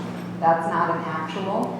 So I'm imagining that there was no cost increase from the projection the previous year, and that may account for the fact that you're not seeing a differential, and that students are right now being sorted into the programs that are going to best meet their needs, and so we're taking the projection, based on what our special education director and NFA special education director and Brian Kelly and I are planning for student programming. And they are projecting a 3% tuition increase overall, but it's like a 60% increase in some of the very small program categories. And that was reflected in our planning, and I don't know how to reconcile, what's written here, but there's no 2020, 2021 actual. So maybe that's where I think the 2020, 2021 column is from the latest version of the Norwich Public Schools budget that I could obtain. Not a projection of your cost, but the budget document that was. of the current tuition. Yeah, correct. Yep. But I don't put this together, so I don't know Okay. how to help you get to that place. Well, I guess I'll have to call Josh tomorrow so that he can help me get to this place. So I'll move on to my next question. The $1.2 million reduction that the city manager has proposed, that could be picked up in alliance grants, and your plan to reduce our dependency on grant funding could be pushed off for a year or so? Correct. And so this year we lost SIG grants and magnet funding for the 2 middle schools. And so you would see that we reduced support staff at Veterans and at teachers and at Kelly, and they weren't picked up anywhere. So in some cases, when the grant goes away, the support goes away. But in terms of our foundational first grade teachers and middle school math teachers, we need them. And we do have the luxury of having grants. As you know, they're not supposed to be used to supplant our local operating budget. And so Norwood Public Schools has operated like that for a very long time. Right. It's not our goal to continue to operate like that because eventually, if we outperform Alliance funding, that funding stream goes away.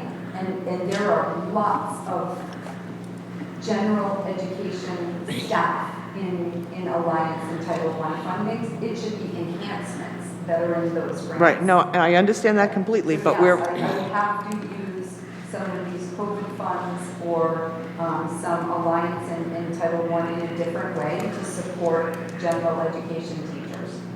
okay. So I just wanted to see if that was a possibility, because we get, Norwich is lucky, we get about 23 million, if I added up in the book correctly, Josh, $23 million in the various grants that we receive, Title I, II, III, Alliance, Priority, et cetera, et cetera, et cetera. It's $23 million. And added to the 86. So it's, it's $110 million to run a school system for a year. And I applaud your efforts to try to move us away from using these grants, because one day it may not be there anymore. And we're going to have to figure it out. But we could put your plan on hold to reduce our dependency on these grants for a year or so, especially with what's going on with the COVID pandemic. We don't know, where we're going to be. But I just want to make sure that we can still meet the needs of the children, and the $1.2 million we may have to find in grant monies to support the 87 million that you were asking for. And it will have to. And that's something that the Norwood Public Schools has done, unfortunately, for decades. So yes, can that continue? It can continue. It's not best practice to have it continue. And in the long run, I think it's going to cost the citizens more. A stable investment based upon what our fixed cost increases is best management practices. But yes, and I agree with you. The only, the negative that I can see in sort of kicking the can down the road is that there will be less flexibility in the American Rescue Relief Funds to spend it on what I'm envisioning are some deficits in our facilities that I would like to try to use some of that money for. I know that's been an expressed need, and we'd like to try to help with that. But if there isn't any money left to do that, then I won't have that flexibility. Thank you. Alderman Wilson. So just kind of on that tip, and I know we've had this conversation last year, just kind of want to reiterate the same thing as we look at these grants. The other thing that we have to keep in mind is that even though you may have some flexibility in those grants to find some of these other fundings, it still has two negative, and you've said it, I listened very carefully, it still does not accomplish some of the other things of providing our students to get to the achievement levels that they need to, possibly in certain areas, but also, some of these grants are for specific things. So there, I think the word I want to use is supplemental to the regular ed responsibilities we have as a school district to meet. So, I think that's the other thing that we have to be careful of, it is that flexibility is somewhat taken away if we're forcing you to use those grants to supplant areas that we have holes in the other budget. And yes, we have, these wonderful funds ESSER and American Relief, but it still my concern is it's kicking the can down the road of achievement. And we've been having, I'm blessed to sit on the equity committee that they have formed. It doesn't address those issues that have gotten worse because of COVID.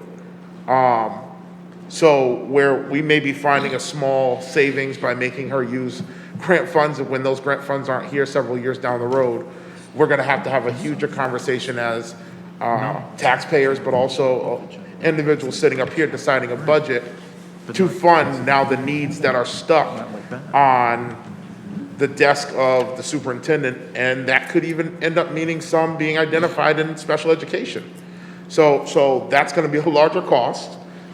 So we just have to, and I appreciate the conversation that we have with ad hoc budget expenditures. This is, of course, going to be a process, but I think, as we talk dollar for dollar, we have to also look at the student success and where we are putting our students at. Being in education, I see those students that have moved on from elementary to middle, from middle to high school, have had huge impacts in learning. And if we're going to continue to stymie that by making some of these funds having to be used to plug holes in the budget, again, that's not best practice when we've been working a full year in some on establishing communications to make not only our practices here better, but also make things more efficient. So I just think that's something down the road as we have these conversations, we've got to really be mindful of when it comes to it. And remember what our goal also here is too. These are temporary funds that doesn't take the responsibility away from the federal and state government providing a better share of funding over time to cover the overall cost for education and other things. So that's the overall goal. These are temporary things. We also have to keep our eye on the primary solution beyond these funds. So that's my piece on that. Thank you. Alderman DeLucia. Thank you, Mr. Mayor. So Dr. Stringfellow and, Sorry, do you want your book back? no, so I'm good. Thank you so much for. I've read it 3 times in a week, so I don't, yeah. And to Chairwoman Romansky, I would like to thank you both and the board and your staff for coming in under budget in this fiscal year. I know that you had to have, or that you did a lot of very hard things, and that you had to make some very hard choices that impacted people, both little people and adults, and your I won't say willingness, but your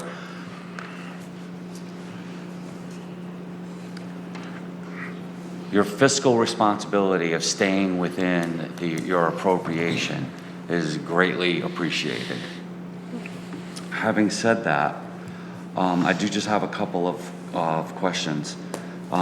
First, you mentioned that the new position was a assistant director for special education, something to that effect. And then you mentioned that part of that person's job description was to see what savings could be achieved by bringing special ed students back into the district and giving them the services they need here versus paying to have them be out, which is one of the things that was talked about at great length during ad hoc, right? And I know at Board of Ed meetings. So was your point that that person has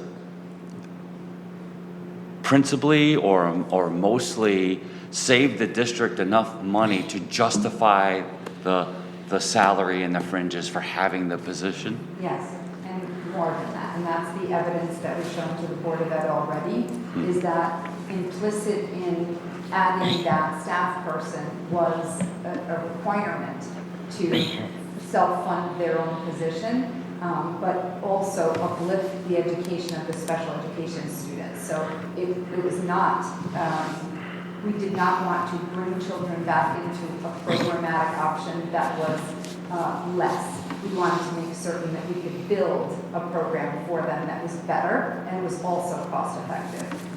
That was the point with the attendance officer, that's the point with the assistant special ed director's position, and that's the point of the transportation and safety coordinator. Well, and thank you for expanding on that, because you did take me where I wanted to go. It wasn't just about saving money, right? It was about the overall benefit to our kids. And you mentioned the attendance officer, the Attendance and residency officer. attendance and residency There's a handful of officer. it, yeah. All right.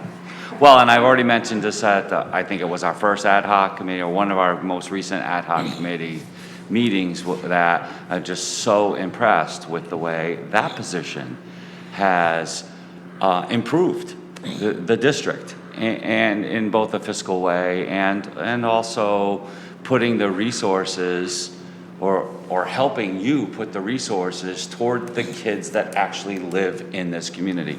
And again, that was something that was talked about at great length, and you made it happen, and it hasn't gone unnoticed, at least not by me.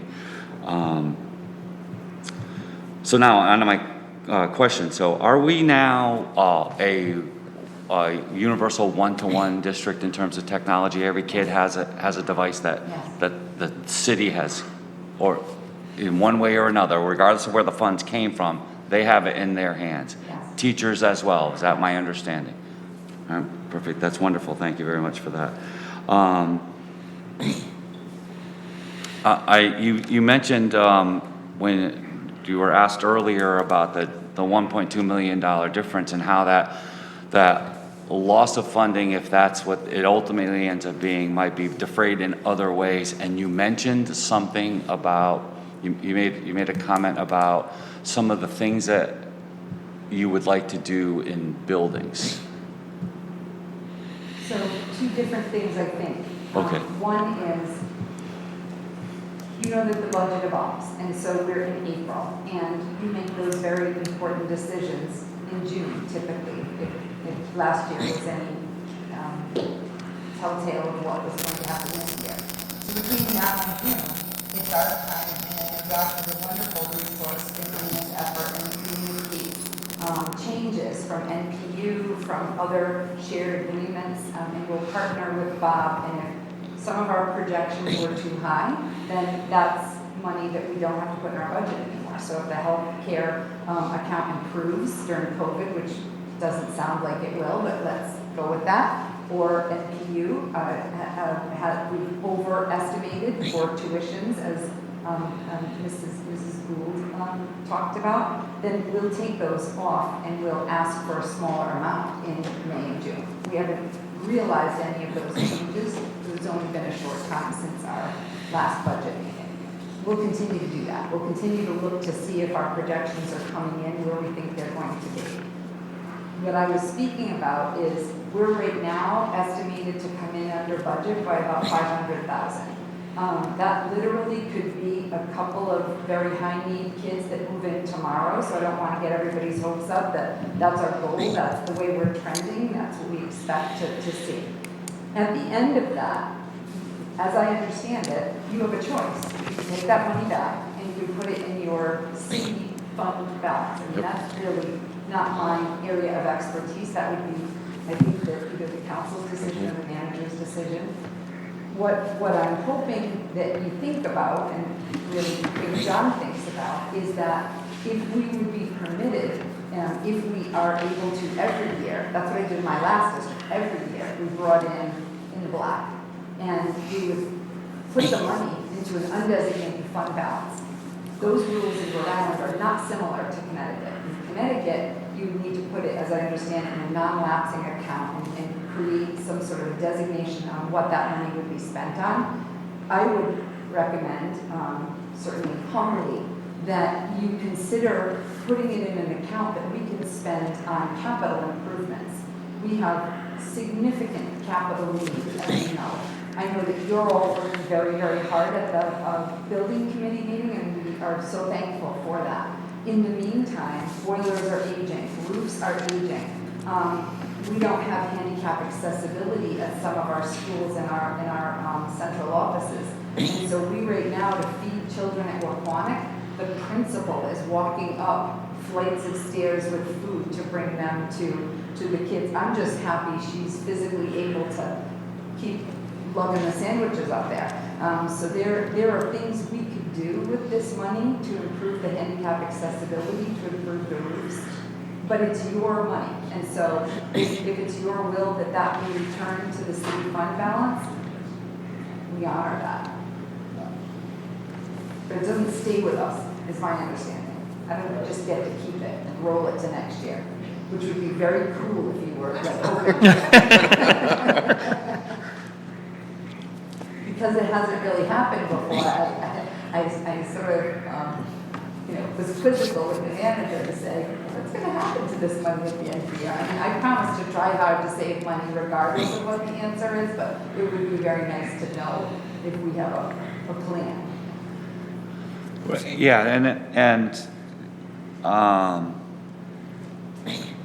I agree with the idea of what you're proposing. I would like to find a way to, well, there's no simple way to say it, so I'll just say it. I'd like to find a way to incentivize being fiscally prudent, right, without subtracting services from kids, right? But that's not to say that, I know that, this is a relatively short time, but it's not to say that former boards and former superintendents weren't fiscally prudent, but we find ourselves in a situation that somewhat is unfamiliar, at least for the last few years, right? And maybe this is the opportunity to chart a new course for what happens when, efficiency bears fruit, right? What can we do with that beside just, dumping it in unfunded, fund balance, right? And I recognize that's your decision, and we will happily comply with whatever you'd like us to do. We don't need incentives. I appreciate that, but whatever's best for the community, we'll do. And I'm kind of wired to look at the world with a fiscal, responsible lens. I hope everyone in our role does. And so if it's the will of the manager and the council to put it in the city and the community fund balance, I know that you'll use it for good. If you want me to pre-purchase paper towels and toilet paper and other stuff we might need, we will do that. I just feel like I want to take care of our own capital improvements, and I don't really have a mechanism to do that. But if you feel as if it should be taken care of in another way, we honor that. I just want to be partners in this work with you, and we will still do everything we can to come in as low under budget while making certain that the kids have what we intended for them to have when you generously allotted us that budget. So I only asked a clarification because it got the gears turning in my head, and so just I appreciate the clarification, and it'll be an idea that that marinates and refines, and but I think it'll be a good conversation to have. So thank you, and Bob, welcome aboard again, and in person this time. All right, thank you, Mr. Mayor. You're welcome. Alderman Wilson. One last question. When we talk about the transportation, I know you, of course, contracted out for a student. In the contract, do they provide, or are they on the hook for providing some type of a transportation coordinator, or do they decide their own setup once the contract is kind of settled the amount? So they have a transportation manager, so to speak, for their organization. Mm-hmm. Benjamin Henry is his name. Okay. But they unless this is an area that's unknown to me, they don't have anyone that is looking out for just our interests. And that's what I'm looking for. I found myself, I mean, Ben is great to work with, but I found myself in situations before Ben and with Ben where I'm eyeballing the routes. I'm taking a look at some things that don't make sense to me, like we can't pick up one more student and bring them to veterans school even though the family own a home in the veterans neighborhood or rent a home in the veterans neighborhood. And so I've asked them, okay, sit down, let's take a look at all the kids and all the numbers and the capacity of the roads, and I'll reroute them. And that needs constant attention. It needs to have efficiency, to have safety. You need somebody looking at it from the transportation owner's lens and our lens. Bob has been here a week, and he's already coming into me and saying, do you realize how much more we pay per bus than this city and this city and this? How would I know that? We don't have an agent who's in charge of transportation looking out for our bottom line. They're still a company that's a for-profit company, right? They're not going to, as lovely as they are, they're not going to say, hey, Chris, you know you're paying too much in fuel?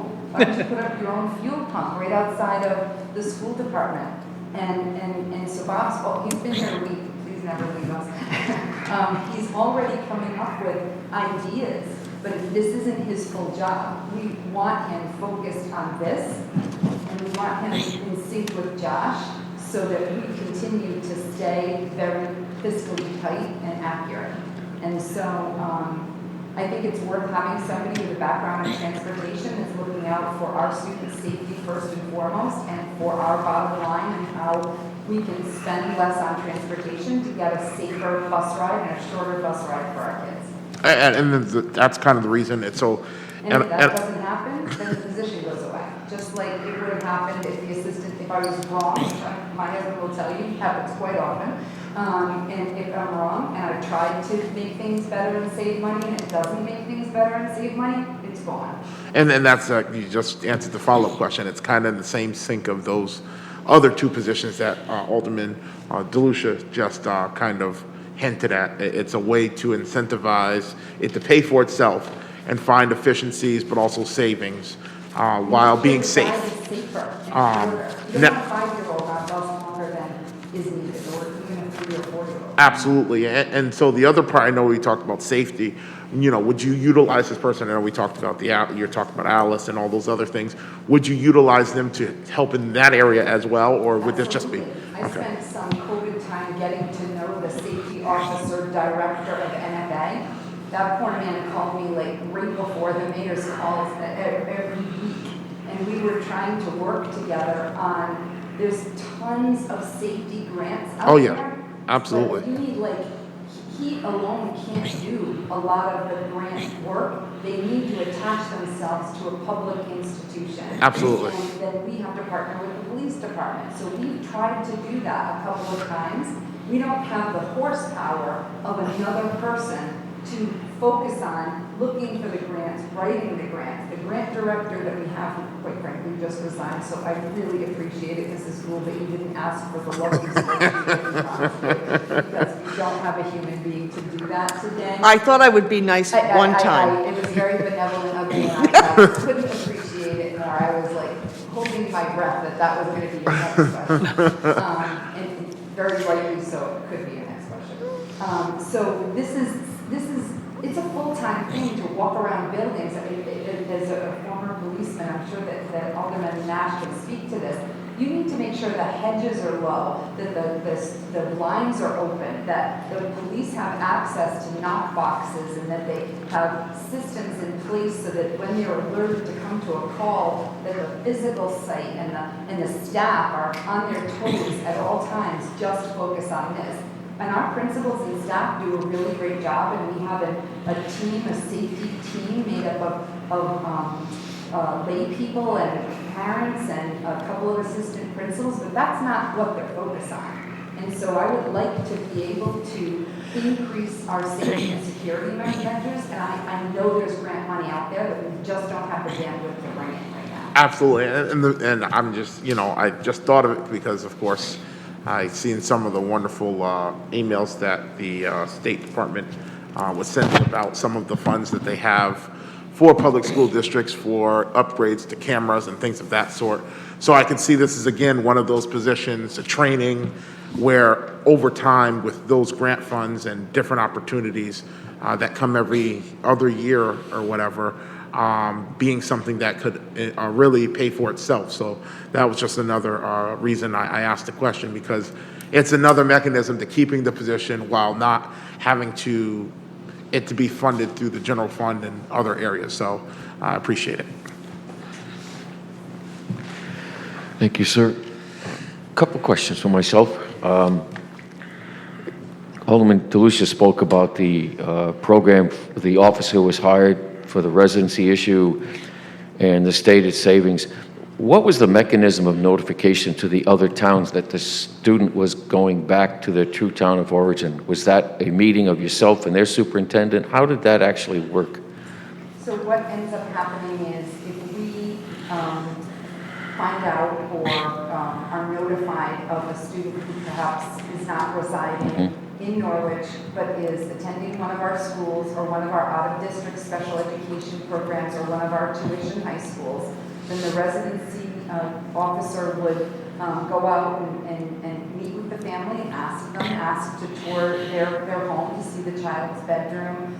They might follow a car from pickup to drop off to see where the car is going. And then once we've established that the child doesn't live where the family says they are living, then we would notify the superintendent in that community that we were moving towards offering the parent a residency hearing of the Board of Education. And so it's at that point that the superintendent is notified that we have a student who we believe lives in Ledyard or Lisbon or Preston or New London, and the parent is offered their statutory rights to be able to argue that and tell us that we're not correct. And the board hears them out and then makes a determination. If the board makes a determination that is not to the parent's liking, they have an opportunity to go to the Department of Education for an appeal. And then there's conversations between myself and the district superintendent where the child resides. It could be between the principals, it could be between the teachers, because we want to make a good transition for the child. It could be between special education directors.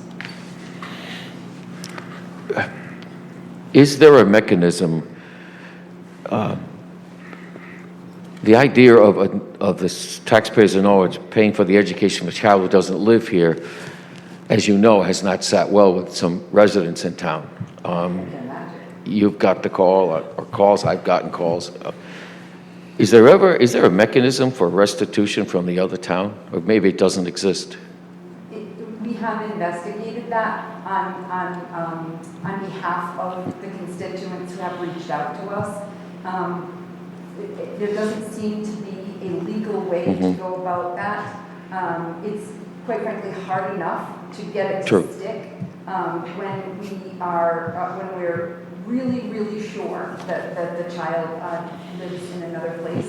And sometimes it's not even about the money, it's about the fact that kids aren't coming to school on time because they're commuting from very far away and their parents aren't able to drive them and get them to school at the start of the day, or they're missing a lot of school. But I will say it's a challenge right now. So phase one was when you register. So there wasn't any, that I know of, there wasn't any proof of registration or proof of residency at registration. So phase one was, if you're new to the community, you're coming to preschool or you're moved here, you have to prove residency. Phase two, which we started last spring, was prove residency again in 8th grade, because we don't know if those folks ever proved residency. There wasn't a mechanism here before. So that was Mrs. Romansky can tell you, because she had an entering high school student, that it was off-putting to a lot of residents that they had to prove residency. And we talked to many people about why that's important. And I send out a letter for the folks who haven't done so. I'm actually sending it out this week to say, if you're unable to prove residency or unwilling to prove residency, you're going to need to pay the high school tuition bill. We shall not. And the area high schools have been very good partners with us on that. But there's still we only have one guy, so he Right. can't do everything. Our enrollment is a very dynamic process, and I don't come to you with every idea I have. I know that they can be costly, but ideally, we would have somebody working on proving residency for the new folks, somebody working on proving residency for ever evolving high school and out of district special ed, and then somebody else who's taking care of it every year. So most urban districts that I've worked in and am familiar with, you prove residency every year, and that happens the first week of school. That would be the most efficient and effective way to do it, but not in a way that's burdensome to the parents. They've got enough going on. So we've made an online system where parents can scan with their phone or upload any of their documents.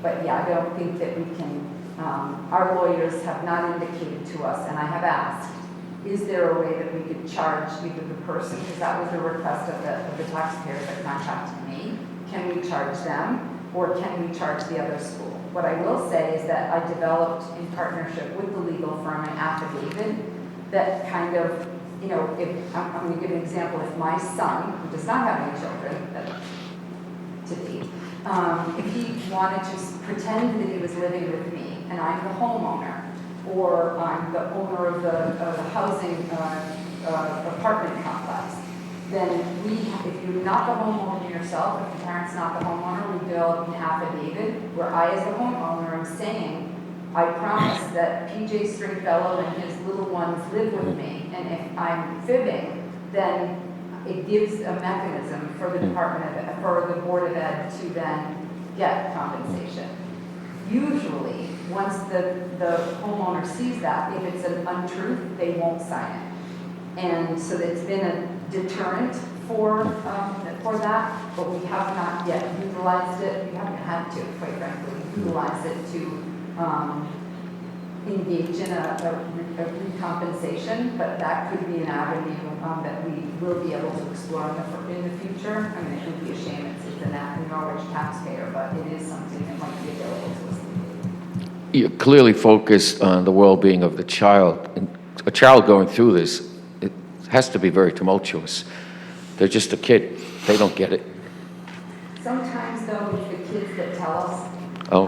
So what happens is if you're a child and you're arriving every day late, it doesn't feel good. And so the children are the ones who say, I'm so sorry, teacher or principal, I'm late today because we live in Ledger. It's a long drive.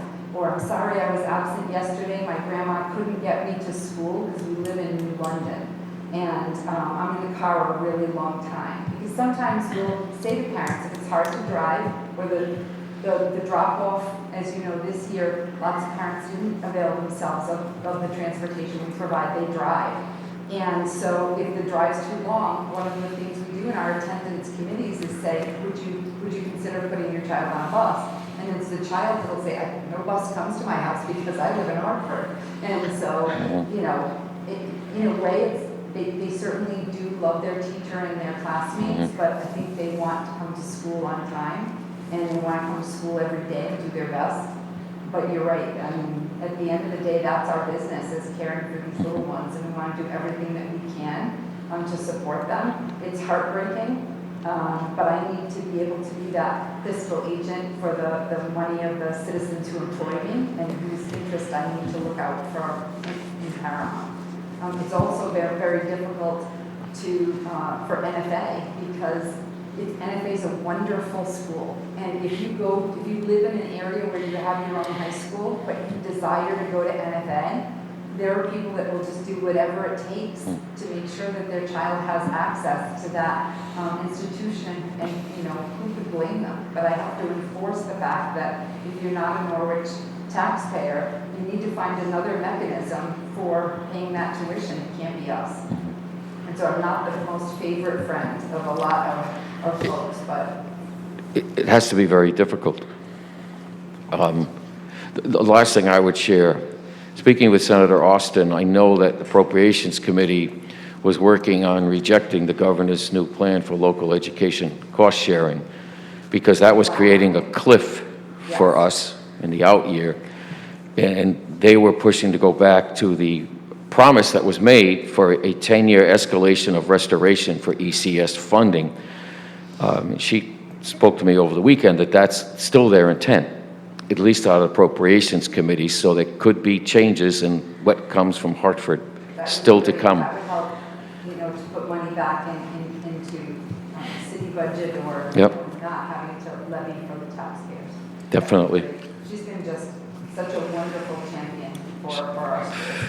We're lucky we have her. Alderman Gould.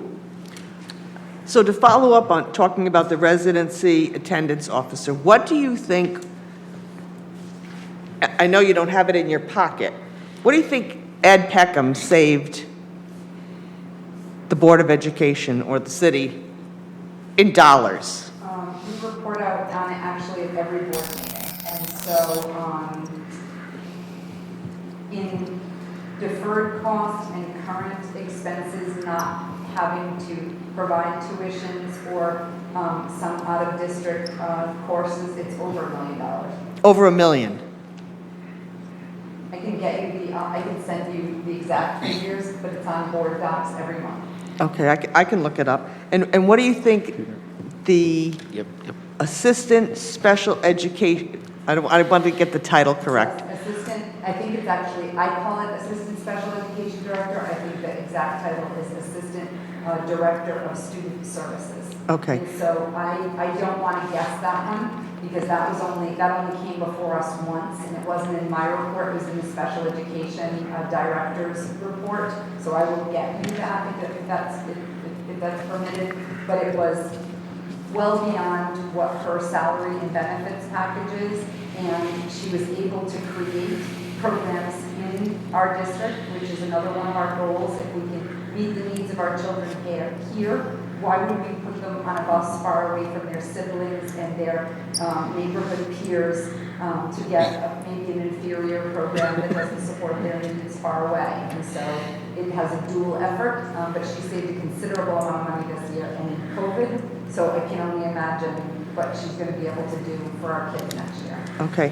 And transportation coordinator, are you expecting that also to be a budget neutral or?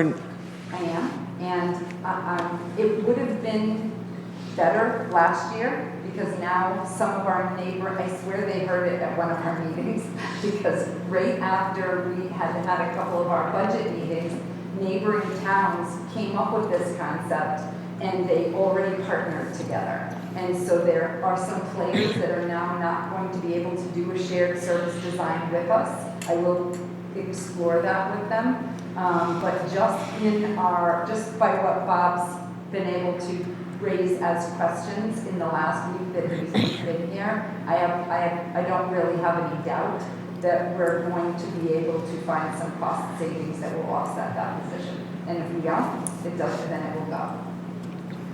Okay, thank you. Alderman Nash. I just wanted to mention the residency officer. I was a security officer at the Hartford Public Schools, and so when I talked to the mayor about the position, I was like, let me check with Hartford, because I know they have one that's been very active during the time I was there. And I know that their residency officer saved the school system well over $2 million. And as far as the reimbursement stuff, the reason I never really got back to is because they said they have not found a mechanism to regain money from the people, that they do have some individuals who've chosen, and through the Board of Education, allowed them to continue allowing their children to go to the Hartford School regardless of the fact they didn't live in town. And they were literally paying $16 a month towards the tuition bill. So it's really not feasible to go chasing some people around for an additional $16 a month while they send their kid to our schools. That's whatever, $3,000, $4,000, you're never going to regain that money. So in districts that I've worked in the past where we had excess capacity in schools, we actually charge tuition, and parents would pay to send their children to our schools. That's not an opportunity that we can readily make available to folks because we don't have space. Right. But it would be nice. There are some programs that we offer, especially our high needs special education programs, that parents literally sit down and say to us, if my child goes to a smaller district, they might be the only child in that school with autism. They might be the only child who's wheelchair bound. we want to come to your program. Right. And that's really heartbreaking. And so we would love to have the capacity to be able to have them or their district pay tuition. The districts have not been overly enthusiastic about paying the tuition, but, in the future, when we have the facility space, it can be something that the Board of Ed or the council entertains. Alderman Bencourt. I will tell you that I'm a little less compassionate about this, all right? So while I'm compassionate for the children, obviously, I mean, who wouldn't? But, I mean, they're not at fault here, but the parents are. I know they want the best for their children, and that's what some of these arrangements are about. But isn't this a criminal act? It isn't a criminal act. It isn't? No. It's a civil act Okay. that we found. I mean, I can ask the police chief, but I believe it's a civil act. I mean, I have my doubts. I mean, it's an intent to defraud, essentially, I would think. So while there's a civil aspect of it, I mean, there may be a criminal aspect to it too. So it's worth exploring. I mean, it's not something, I mean, obviously I don't want to lock up every, parent that made a mistake like this, because like I said, they're only doing what's in the best interest of the child, or trying to do that. But at some point, the shoe's got to drop. You can't, there's no penalty. People are still going to, keep trying to do this. And I don't think, that's right for us either, So it's something to look into, that's all. I will absolutely look into that. And I also have to say that I'm really appreciative of the partnership that we have with Brian Kelly and NFA, because if NFA didn't cooperate with us and see the overall gain for the citizens of Norwich, it would be very hard to enforce. They were still going to bill me no matter what, but they understand that, they have to be really careful about who they're charging tuition to. And in the beginning of my tenure here, I would just get a list, like, please remit $3.5 million or something like that to NFA. And I looked for a list. I know what you Do we did. know that all those children actually attend? And do we know that they're taxpayers? So it's evolved over time. But we're grateful for the partnership of NFA and all of our partner schools. Okay, thank you.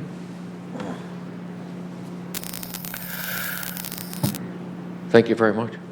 Thank We'll you. be Interesting. talking some more. Thank you for your support. I look forward to speaking with you. And as soon as we hire a grant director, Mrs. Gould, I will get you the documents that you received. Yeah, and your presentation for today too, so obviously, thank you.